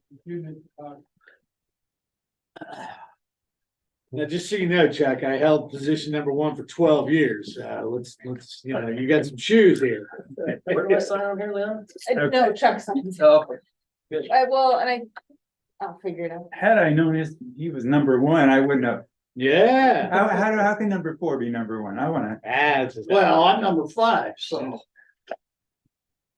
Okay, so do we have to announce? Are we, We well, have are to put we it on the, okay with, are we fine with extending the meeting after 9 o'clock? You need something to write with? 1 second? Yes. Yeah, So we, so. Are we okay extending the meeting? Sure. Yes. Okay. okay, so am I on here? Well, We are about to enter into executive session in regards to RCW 42.30.110(1) to discuss with legal counsel representing the agency matters relating to agency enforcement actions, or to discuss with legal counsel representing the agency litigation or potential litigation to which the agency, the governing body, or member acting in an official capacity is or is likely to become a party when public knowledge regarding the discussion is likely to result in an adverse legal or financial consequence to the agency. We will be entering into executive session. It is 9:01. We will go into executive session for 10 I put, 10 minutes. 10 minutes. If we need more time, we will come back out to announce an extension.